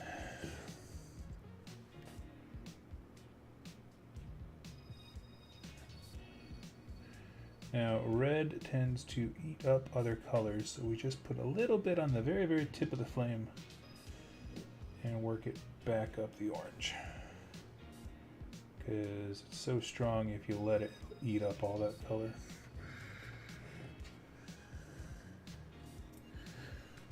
So you just take the tiniest dot.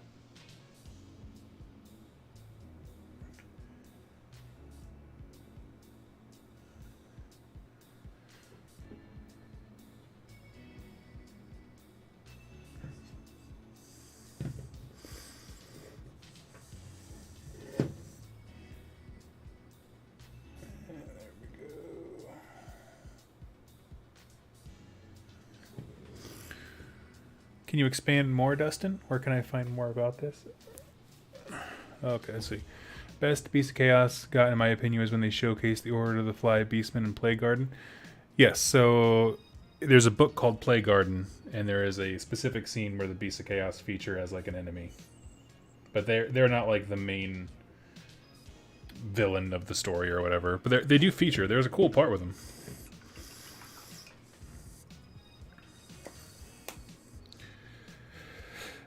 Alright, I think these guys, the Pimp Mobile, as I'm going to call him, is complete for now.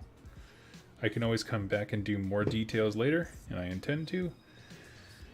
But I think for right now, Chaboy is good. Now, we're going to move on to the Flames. Actually, I'm going to get a crappier brush for this because those ridges are very, very deep.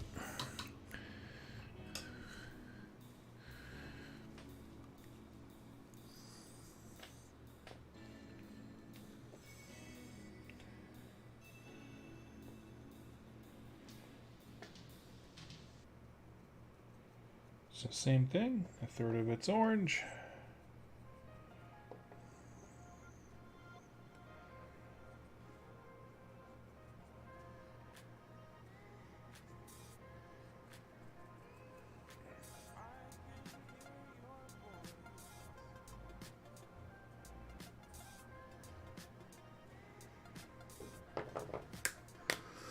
And then if you are doing these at multiple times, in case you're curious how I'm doing my fire, if it ever looks uneven, like the change from yellow to orange, for example, is too harsh, what's really easy is you take a little bit of Cassandora Yellow, the yellow wash from Games Workshop, and if you use that, it'll actually smooth out the two colors where they meet quite a bit.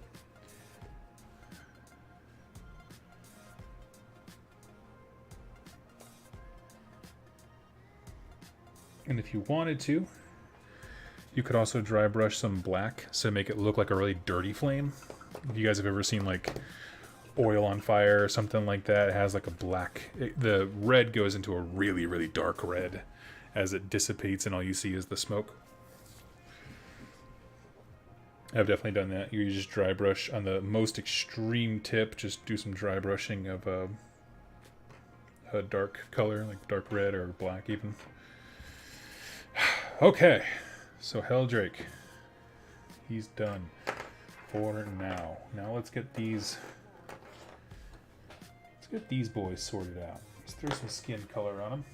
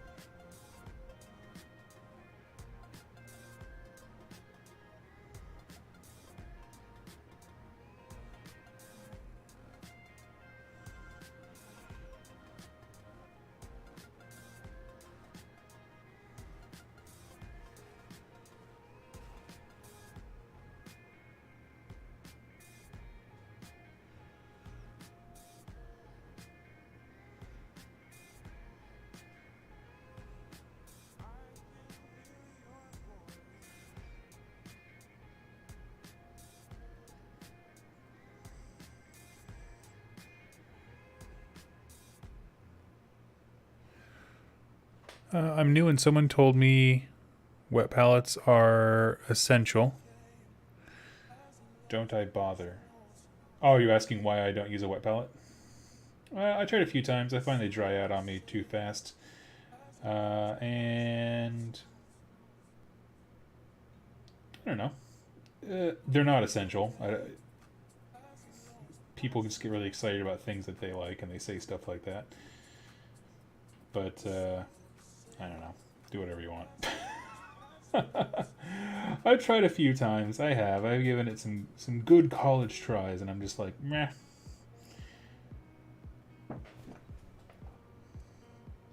Because either I don't paint enough to the thing dries out, like I don't paint often enough and refill it often enough, or I don't know. I just feel like I always mess it up, so I'm just like, screw it.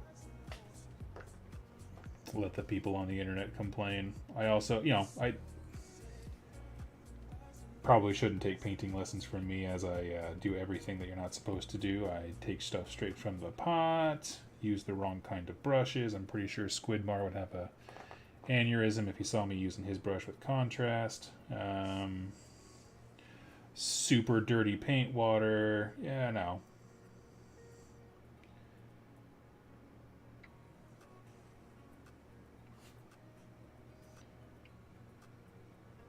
But I attribute that because I don't treat this like art. I treat it like arts and crafts. There's a little bit of a difference, how seriously you take it.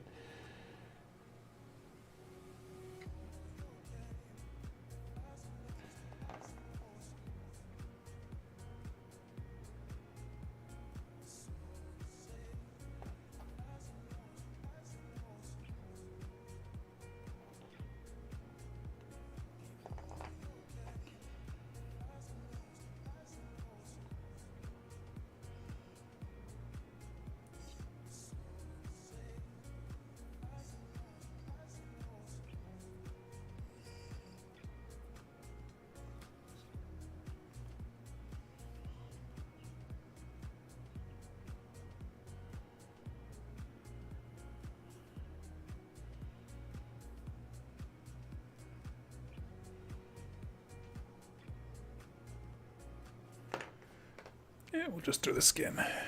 I admit your paint water hurts to look at.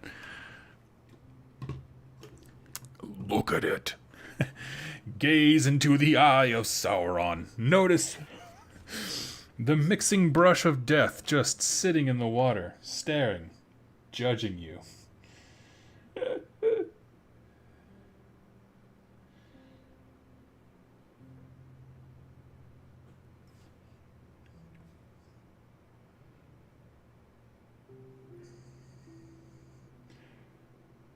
I actually had someone leave a comment after one video. I was like, "Hey, thanks for teaching me how to paint with gross, crappy water. You should stop doing tutorials." And they said that to me in a comment. And I was like, "Cool, no sweat. Come here for other fun tips, such as cutting yourself while using a hobby knife and cussing profusely when you realize you've painted 60 models and don't like the color scheme. Other fun tips that I provide."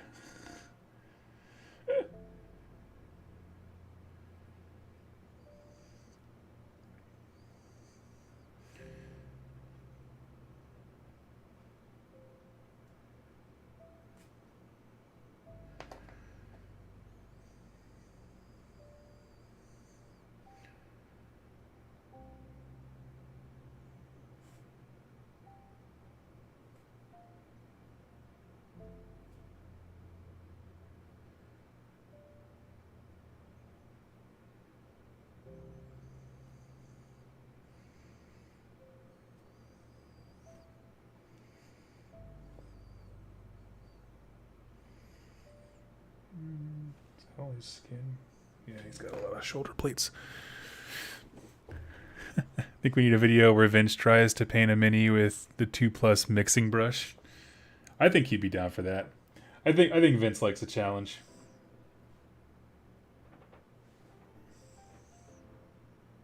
I mean, he'll probably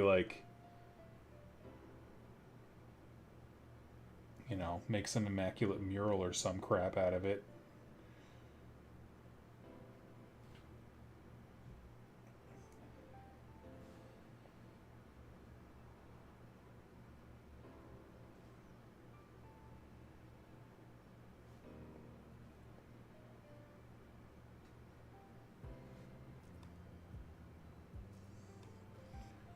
We actually did that one day. I was hanging out with the guys from the Battle Report channel, Rerolling Ones. I used to live right near them. I hang out all the time. I miss my friends. Anyway, so we were hanging out and we did a painting challenge with toothbrushes.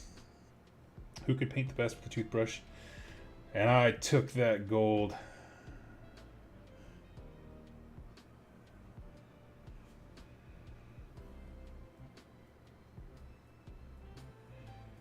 I very much subscribe to the Bob Ross. You can paint with almost anything. All you have to do is practice. You can basically use all kinds of weird tools. Whatever works as long as you learn how to use it.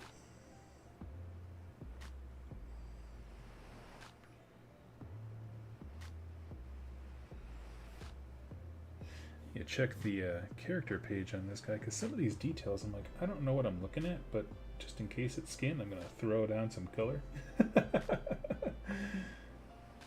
Some of these, like, the belts intertwine with, like, his skin. Like, he's, like, plugged into something. But, yeah. It's a little difficult to see. Let's see. What mini was... I think it was a... I feel like it was a Stormcast. I don't remember. It was years ago.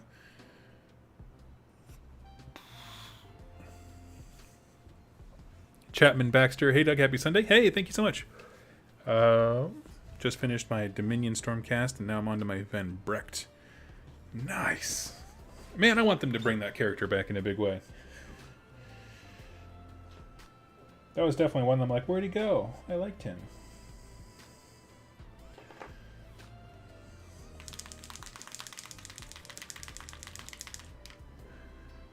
It's one of the nice things you learn is that a lot of stuff doesn't matter. You can turn out good minis with cheap brushes and ugly water. Exactly.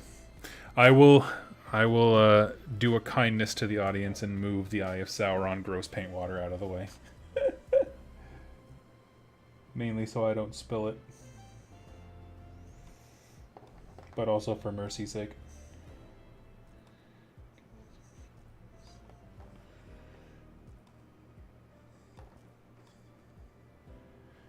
Look, in that one, is that really, like, I don't remember seeing fur on any of these models, and that one leader guy has a little pelt on his belt. I'm like, huh, interesting.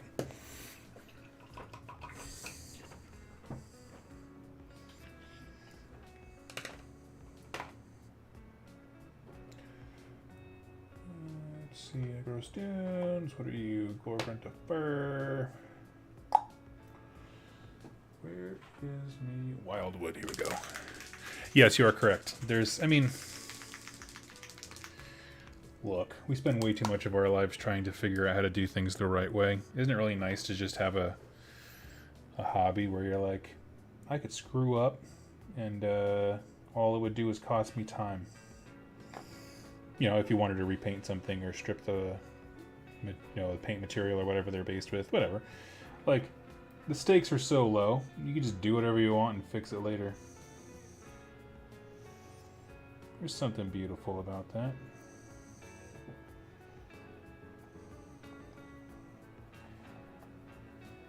If not beautiful, at least deliciously simple. How about that?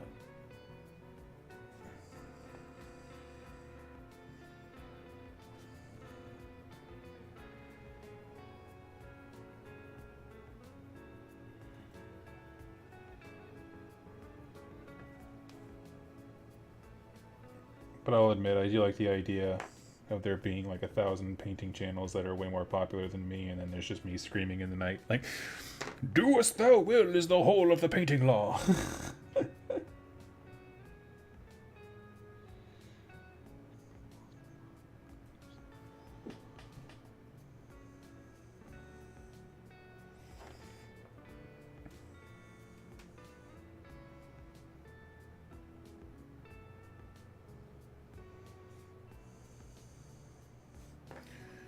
Not much brown on these guys. The gunners, I'm surprised. They look like very different models.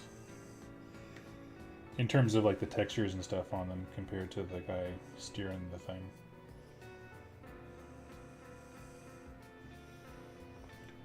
want my wizard to be in a dark brown coat, like he's like just walking in like a trench coat style thing. That'd be rad.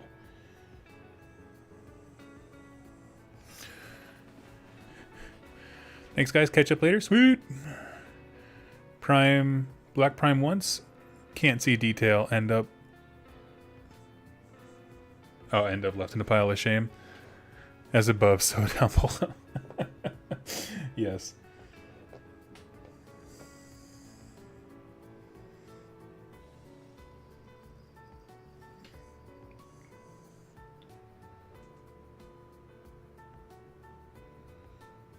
I don't really know what this symbol is supposed to be on his side, but get the coat bits in between and underneath it. Best way to save yourself headache when painting is to paint from the deepest part of a model outward. So it's like, yeah, I'm painting over this whatever symbol thing he's rocking, but we're going to paint over that later, and it's better to know that we got all the jacket underneath than having to go back later.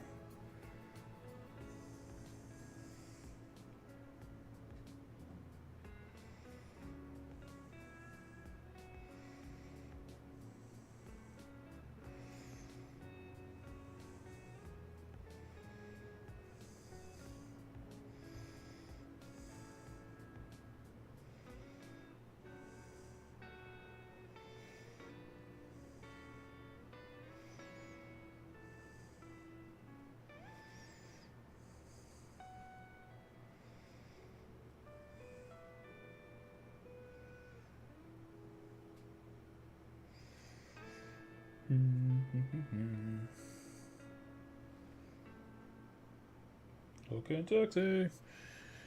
Yeah, I like him.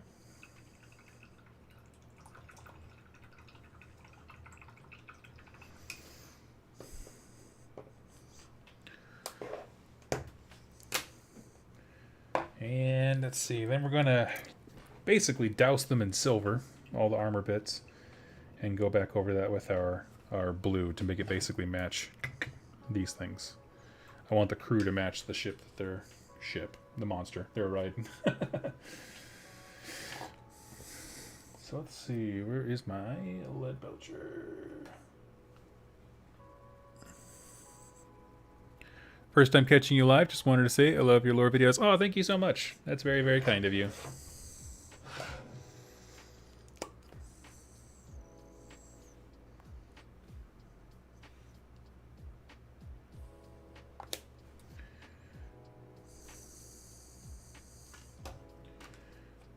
Thing I totally missed on this big guy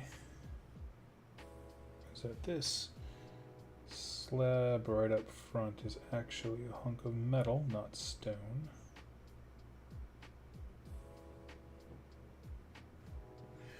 There we go. I'll go back and wash and clean it up later, but just wanted to lay down the base. Let's get these crewmen done here.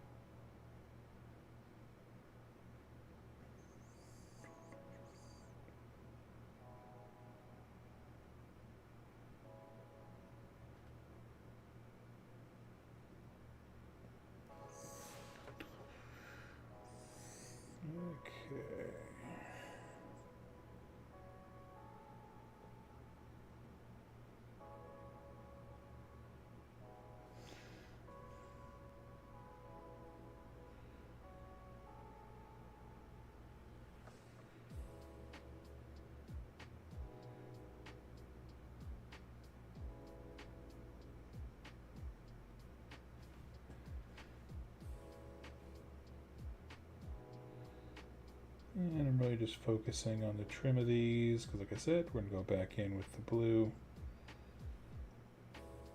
I just like working out the edges.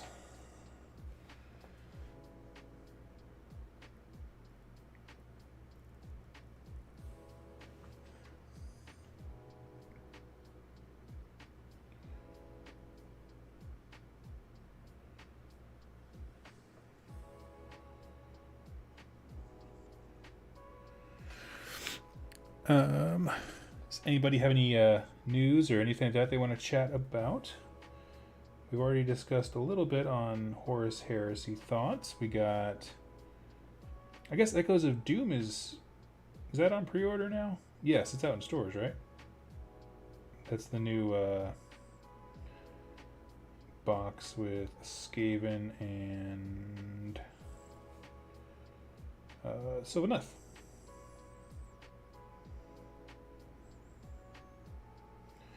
Man, I don't know why that was so hard to come to my brain.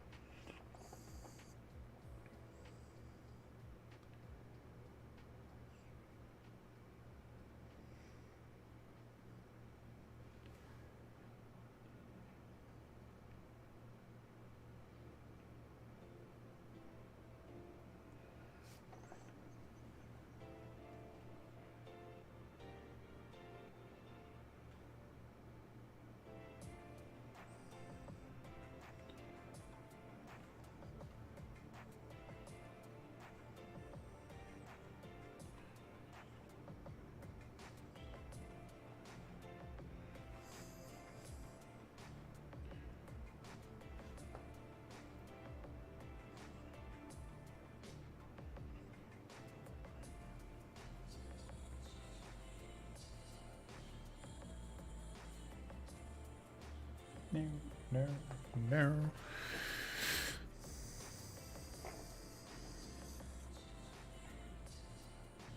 We had, was it? Oh, did I lose a hair from a brush? Nope, looks like it's for me. Okay, cool. That's sad.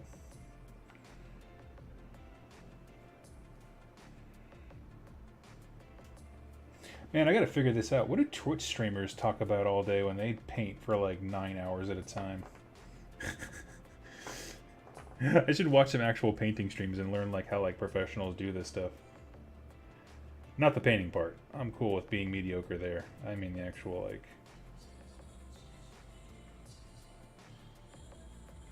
nuts and bolts of the streaming aspect, just because I refuse to have my screen cluttered with like, this is the fundraising amount that we're trying to reach. This is the side games, or I don't know, all that kind of stuff. You know what I'm talking about. When Twitch has those kinds of things. Where you're like, I just hope we get back to the point of the stream at some point.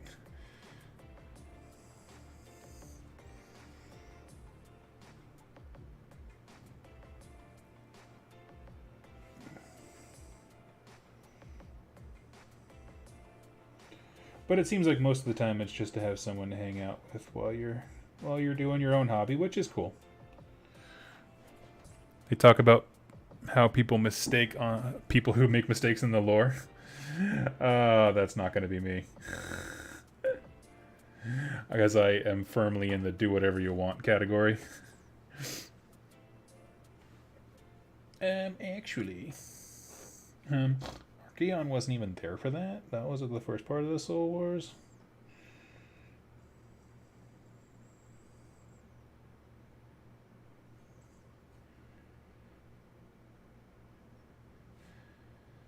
That's what I should do. New segment. Actually, just to prove to people that I do know what I'm talking about, even if I misspeak. Actually. But the whole episode's in that voice. And it's got to be as condescending as possible. I don't know what lore books you've been reading, but...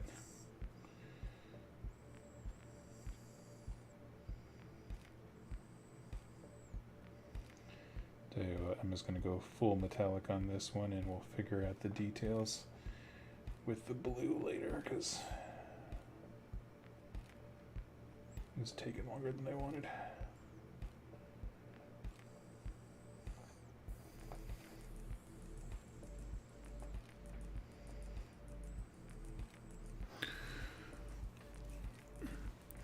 We could talk about your favorite gaming aids. Just got a game in last night. I've been playing some TTS lately, and I really missed having all those digital resources when playing in real life. Oh man, I can't stand playing Tabletop Simulator. Let's see, gaming aids. I don't actually have one, but after playing Call to Arms, or the Skyrim's minigame yesterday, I really want to get some wound trackers. They have all kinds of cool counters for those guys that help declutter the board a bit. I think, man, I almost feel like some of those are necessary for that game. Not because it's complicated. It's really not all that complicated of a game. It has a bad rulebook layout, but that's different than actually being hard. It's just a lot of things to keep track of. You know, how much magicka your guy has, how much stamina they have, how many wounds they got left, what their shield is, and are they hidden, all that kind of stuff. That all requires tracking.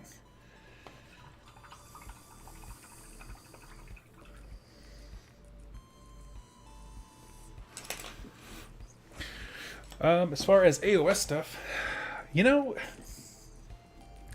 here's my thing with AOS markers and things like that. It is so difficult for me to remember to put the trackers down that always ends up biting me in the tail. Like, I'll be like, okay, I have this effect, but if I don't actually go out of my way to go back to my carrying case, get the marker, put it next to the unit, and make sure it stays with them, it doesn't help anybody. That's always where I fall apart.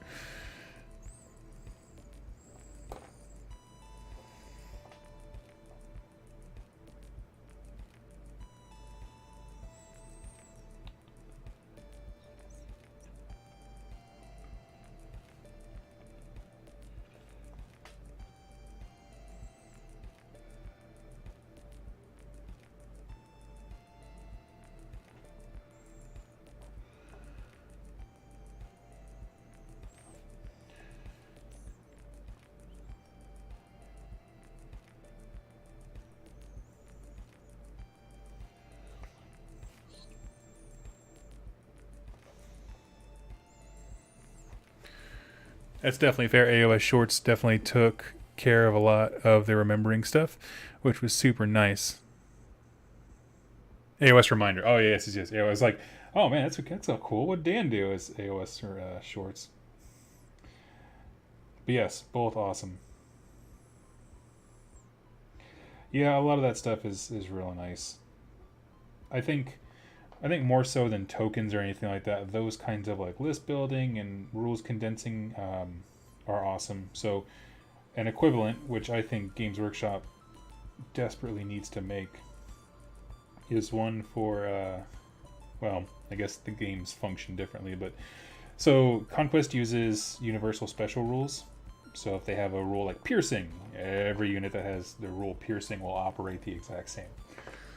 But the reason that I love that is because when you build lists using the app on the actual Parabellum website, it'll put all of the special rules for your entire army, but only the units that you're taking in the bottom of the PDF file that it produces. So like, it's just all the information is right there. If you bring an extra one for your opponent and you have a rule that they are not familiar with because they play a different faction, you can hand them the spare copy of your list and it's all there for their reference. It's like, oh, this is... How has every other minis company not done this? You know, if you have universal special rules specifically, like Parabellum isn't the only one. Infinity is another great example of universal special rules where it's like, there's so much to remember that just condensing down the number of special rules to focus only on what your army does is probably the only way that most people can get into the game and stay sane. You know, without feeling like it's homework, I should say.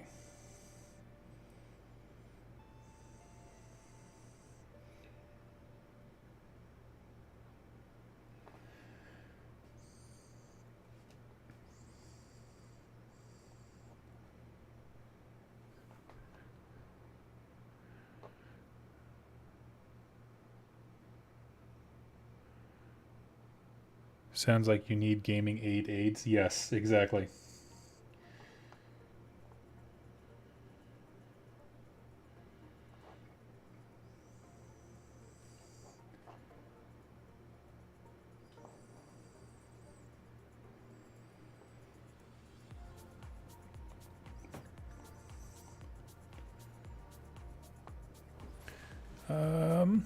I am asking around how many people in my area play AOS or 40k, so I know what to buy at my first army. Until then, I am making terrain.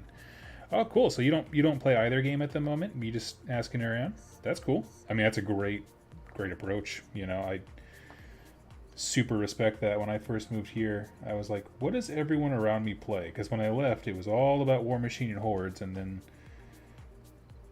that game almost went away overnight. And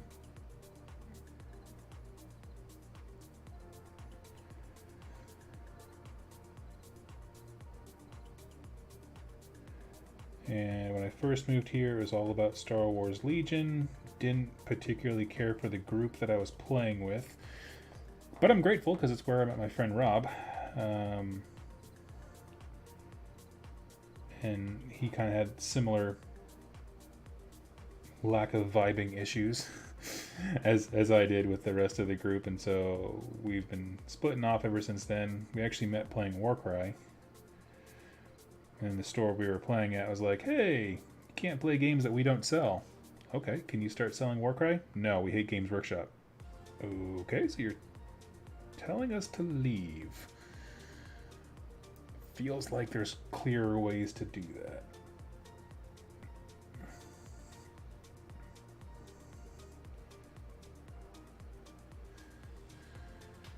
They didn't like kick us out that day or anything. We just stopped coming back at that point.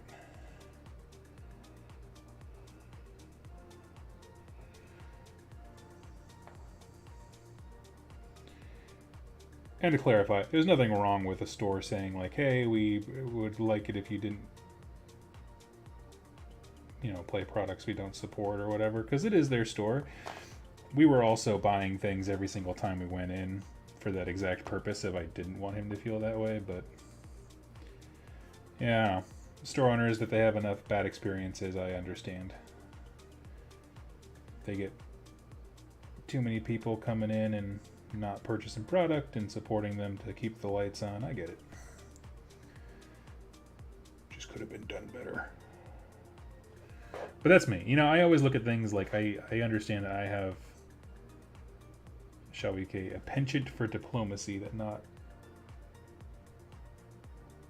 everybody shares and or values.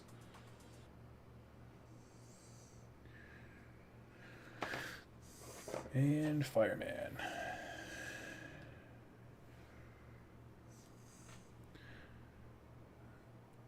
I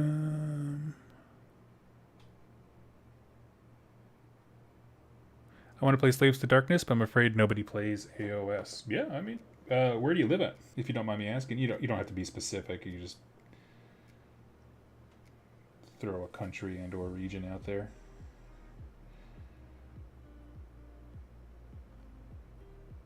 Because people have definitely made connections on my streams before.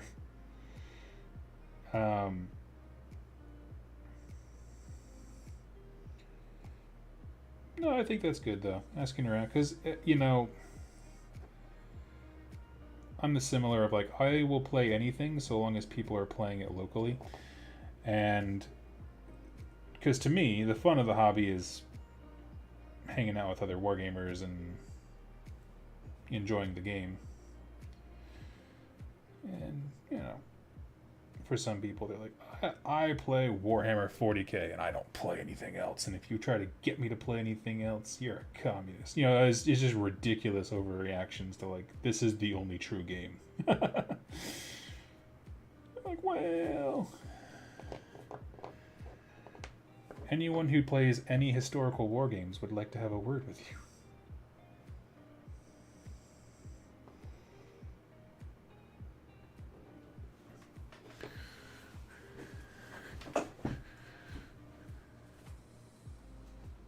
I live in the Netherlands. Okay, cool. There's a whole bunch of both of those AOS and 40k folks out there, so you should have no problem. I think it was the Netherlands who just did really well at the AOS World event kind of a thing.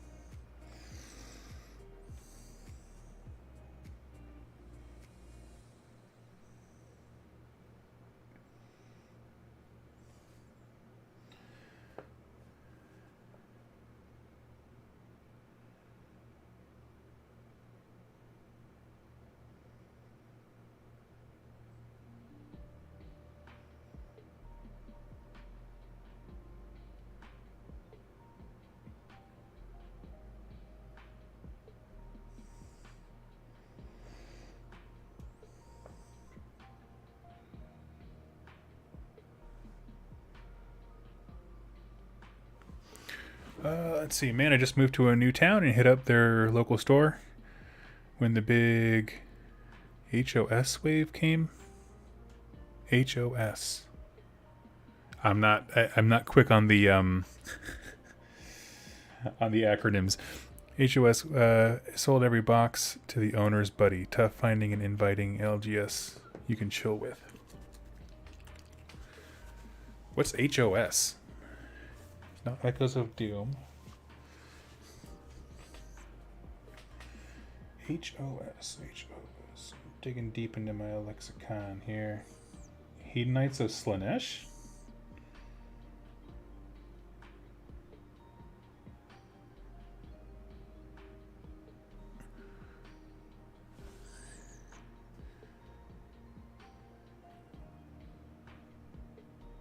Yeah, it is difficult. I have to go. There are a few stores local to me in the Iowa City, Iowa area where I'm at. And yet, to get. Pardon me. To go to a store that I believe in and want to support, I have to go about half an hour north to another town, Cedar Rapids. Because I like the stores here, but man, I've never seen people who hate making money more than the local stores here. Of just like, you place an order, they don't want to put the order in. Okay, well, how do I support you if you won't order the things that I want to pay for?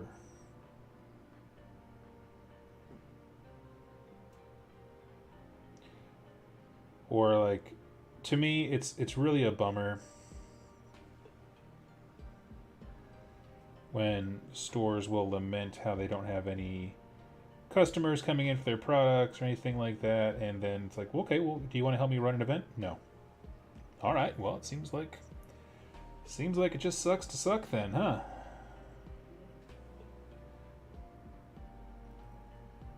I want the customer base of a healthy community, but I don't want to participate in building said community. It's like, well, I don't know how to help you then.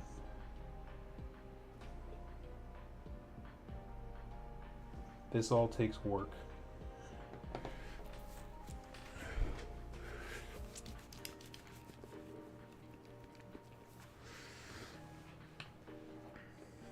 Everything takes work.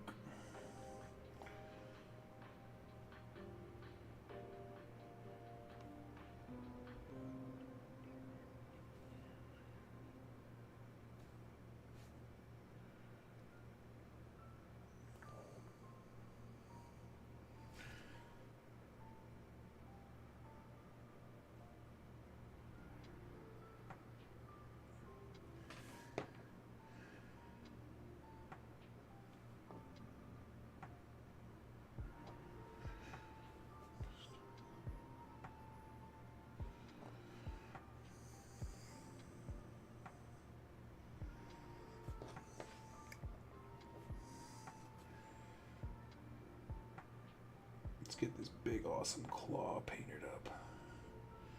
I don't know why he needs to have like a mecha claw to direct the Helldrake, but I'm here for it.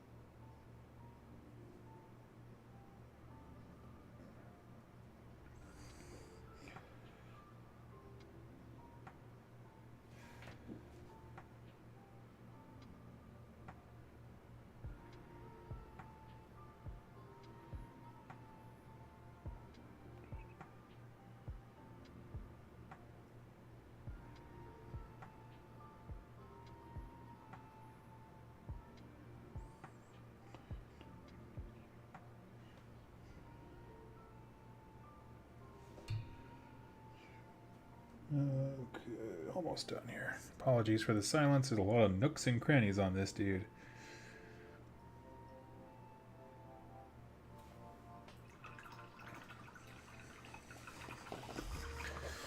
But they're coming along.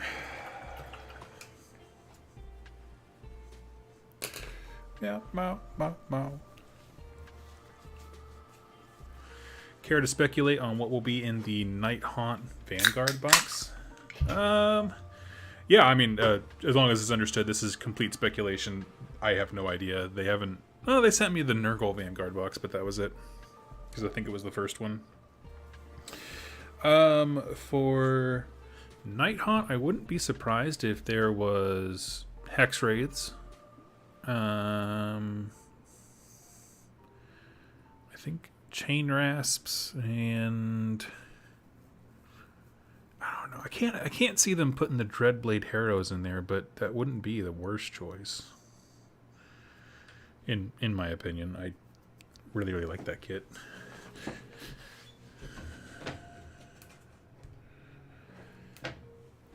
And it's some good hero options, but I just don't know if it adds enough value to have two of those. But I don't know.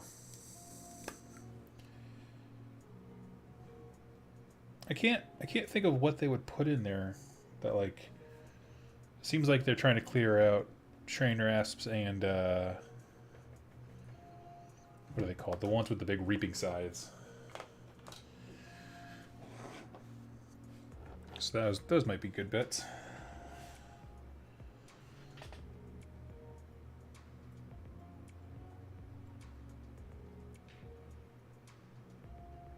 I'd love it if it was like a one-stop box to just try a bunch of random stuff from the faction. Like if it had a couple Mirmorn Banshees and some Chain Rasp. It was just like basically a faction sampler, because there's so many directions you can go with that book that they're just going to require very different kinds of models.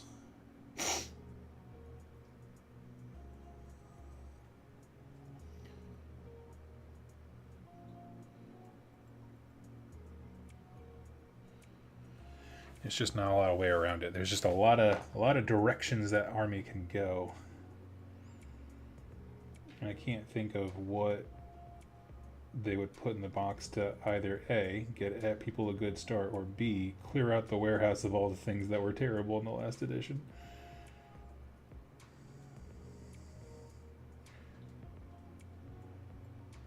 Watch, it's just a box of like 32 Glaive Wraith Stalkers, the worst unit in that whole frickin' book.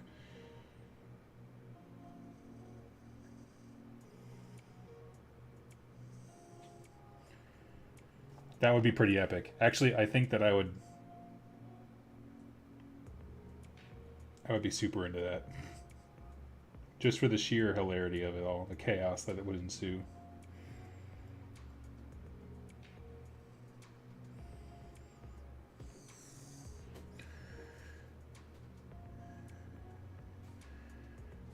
As gamers all around the world collectively were like, why Games Workshop?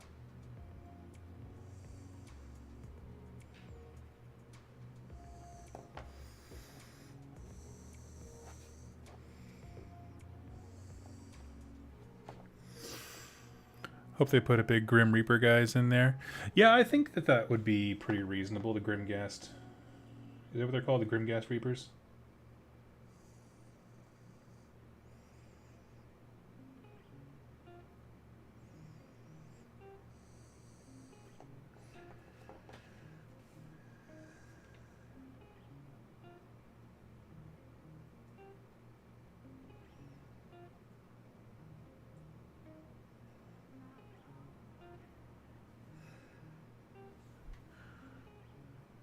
Imagine a Night Haunt Hydra. That'd be cool.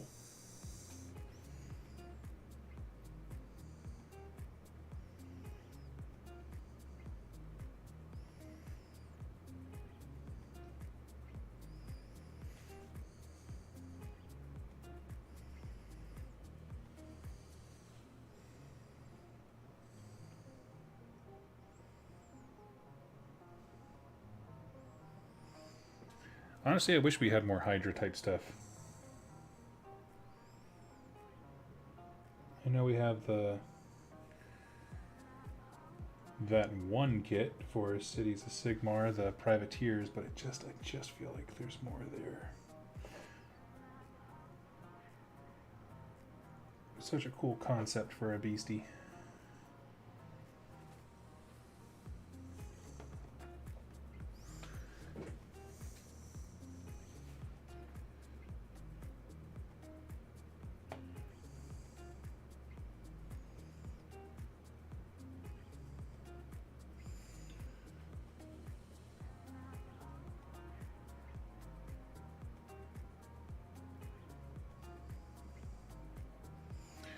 Let's see. Just finished making some simple ruins from styrofoam. Nice.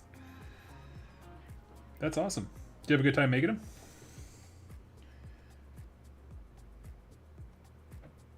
For me, terrain is one of those things that like it's a lot of work, and I feel very little reward when I'm done with it. Part of that is because I don't play games as much as I wish I could. Like I busted out my terrain yesterday to go play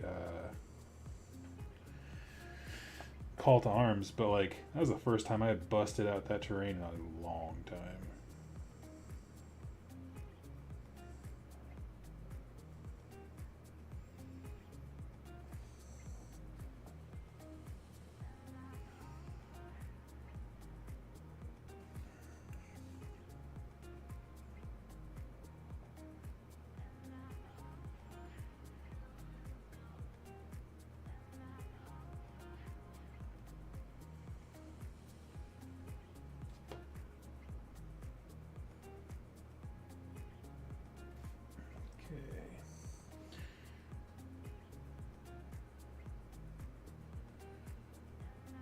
Coming together. I'll have to go back and clean up the silver, but we knew that was the plan anyway. It was mainly there just to help me get my layers right. Then we'll do a big wash on these boys.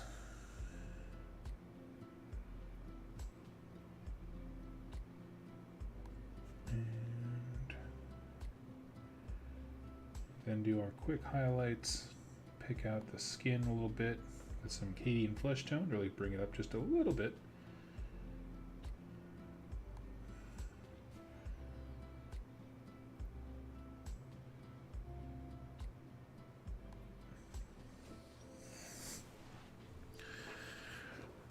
Joining late, got any standard infantry to show next to the Drake for a size comparison? He seems huge. He is huge. Tell you what, let me get through painting this particular paint before it dries out, and then I will give you some size comparisons, both with Age of Sigmar and Conquest stuff. Because he's a big boy.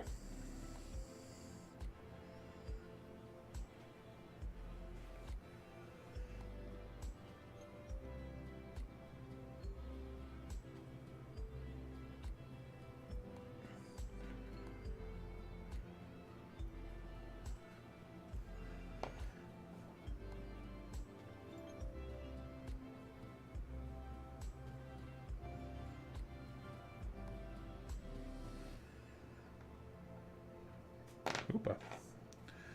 Jumped right out of my hand.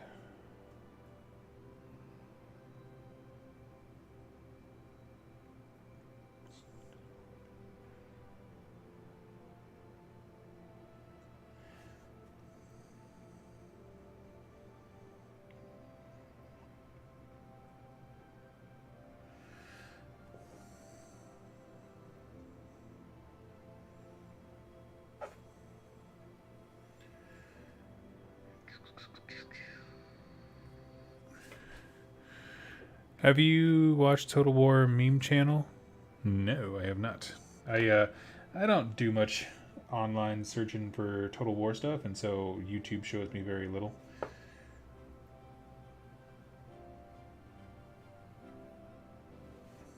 Basically, my personal YouTube is like 100% just like old video game retrospectives. Specifically Morrowind and a little bit of Oblivion.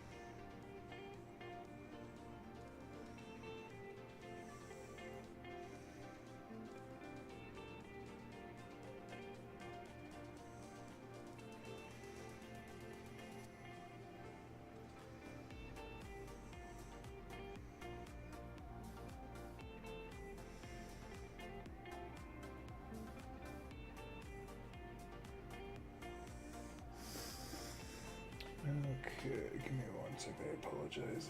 I'm very close to being done with this.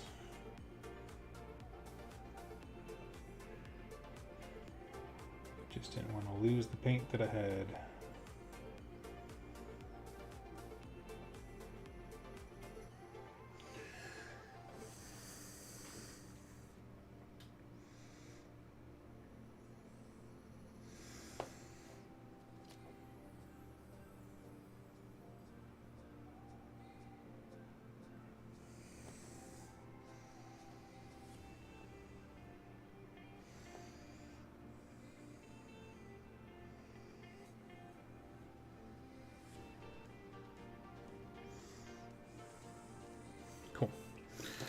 I'm fine if he has less blue on him because it's more for the faction colors, and his whole deal is he's engulfed in flames, so I can't imagine he would have a ton of blue on him. Okay, let me get you that model here, Donald.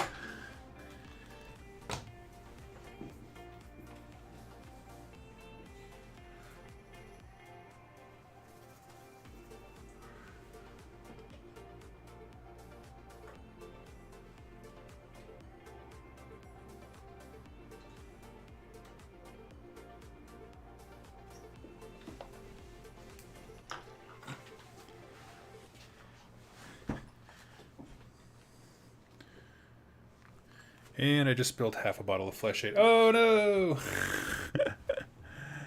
Okay, so here is... Let me get my screen pulled up so I can show you. And I'll move this so I don't accidentally get any models in it. So here, I'm going to lay out a few different minis. We have a Warcry basic human, a Blight King. Here's a Gabo leader. Next to them, here is a dwarf from the Conquest line. As you can see, he's just about as big as a Blight King. Actually stands taller than him if we hold the feet up to where they're level with one another. And then so a Blight King compared to this guy is something roughly like that. That's the best way I can hold it to try and get a good angle for you to look at. He's big honking. Chunkosaurus Rex with Magma God.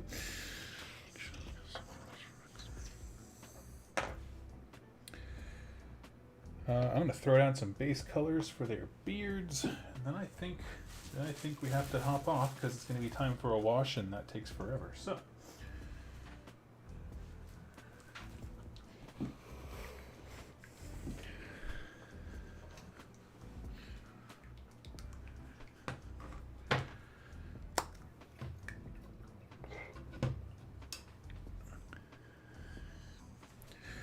So I'm going to give my flame sorcerer here this reddish brown hair.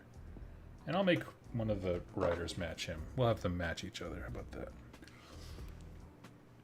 Oh, damn, he's big. Yeah, he is. He's quite large.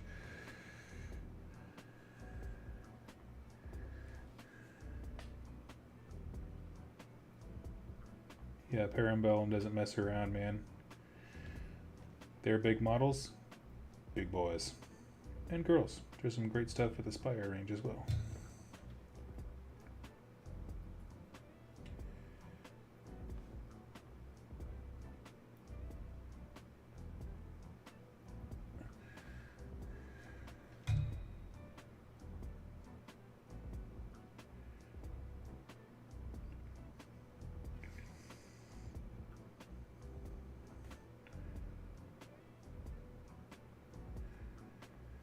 Okay, and I'll grab, like I said, one of these guys. We'll make him. We'll have each of them match a hero option.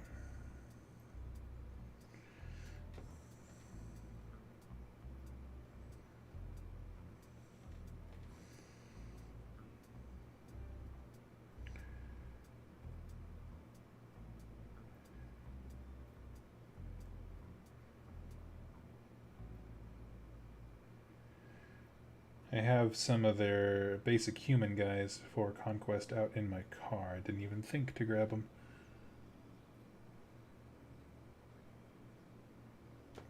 But the Hunter Kingdoms is their normal humans, and I'm mostly just going to have a small force of those for... what is it? First Blood, which is the skirmish variant of Conquest. So it's just a couple different troop options to horse around with.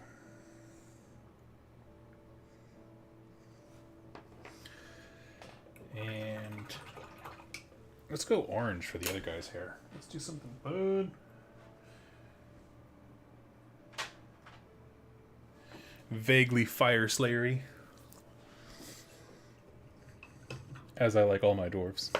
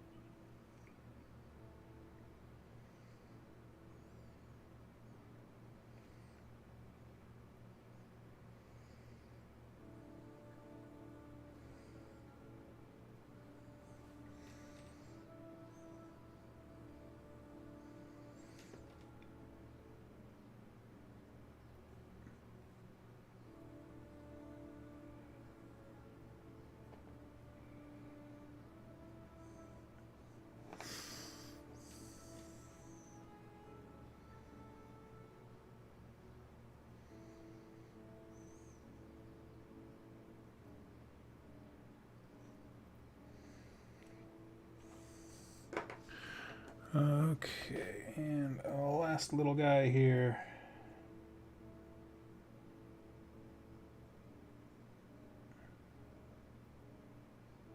At least when it comes to their hair and stuff.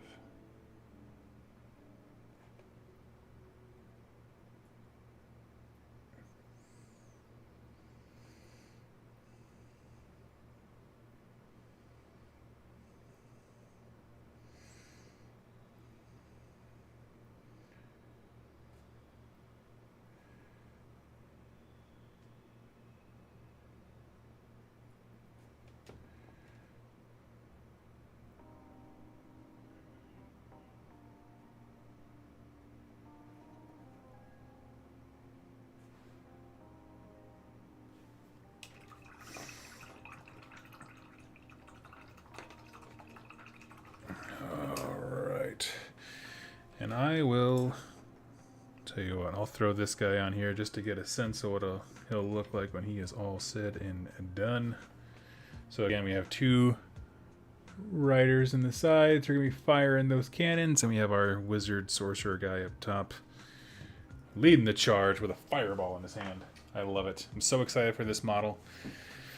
Really all that's left for me is I have to do a quick wash of the armor, clean up the bits on bobs, and then finish out the hair and highlights for the riding crew. But getting him done, this represents quite a few points in the game, so I'm excited to have that done, because hot diggity, yeah. Anyway, friends, thank you so much for hanging out with me. It's been a fun little time. It's been, what, 2.5 hours? Yeah, I need to give my voice a break. I'll chat with you all very, very soon, and I'll catch you. I should have a more video live tomorrow, and hopefully also be able to do a hangout. So I'll catch you all then.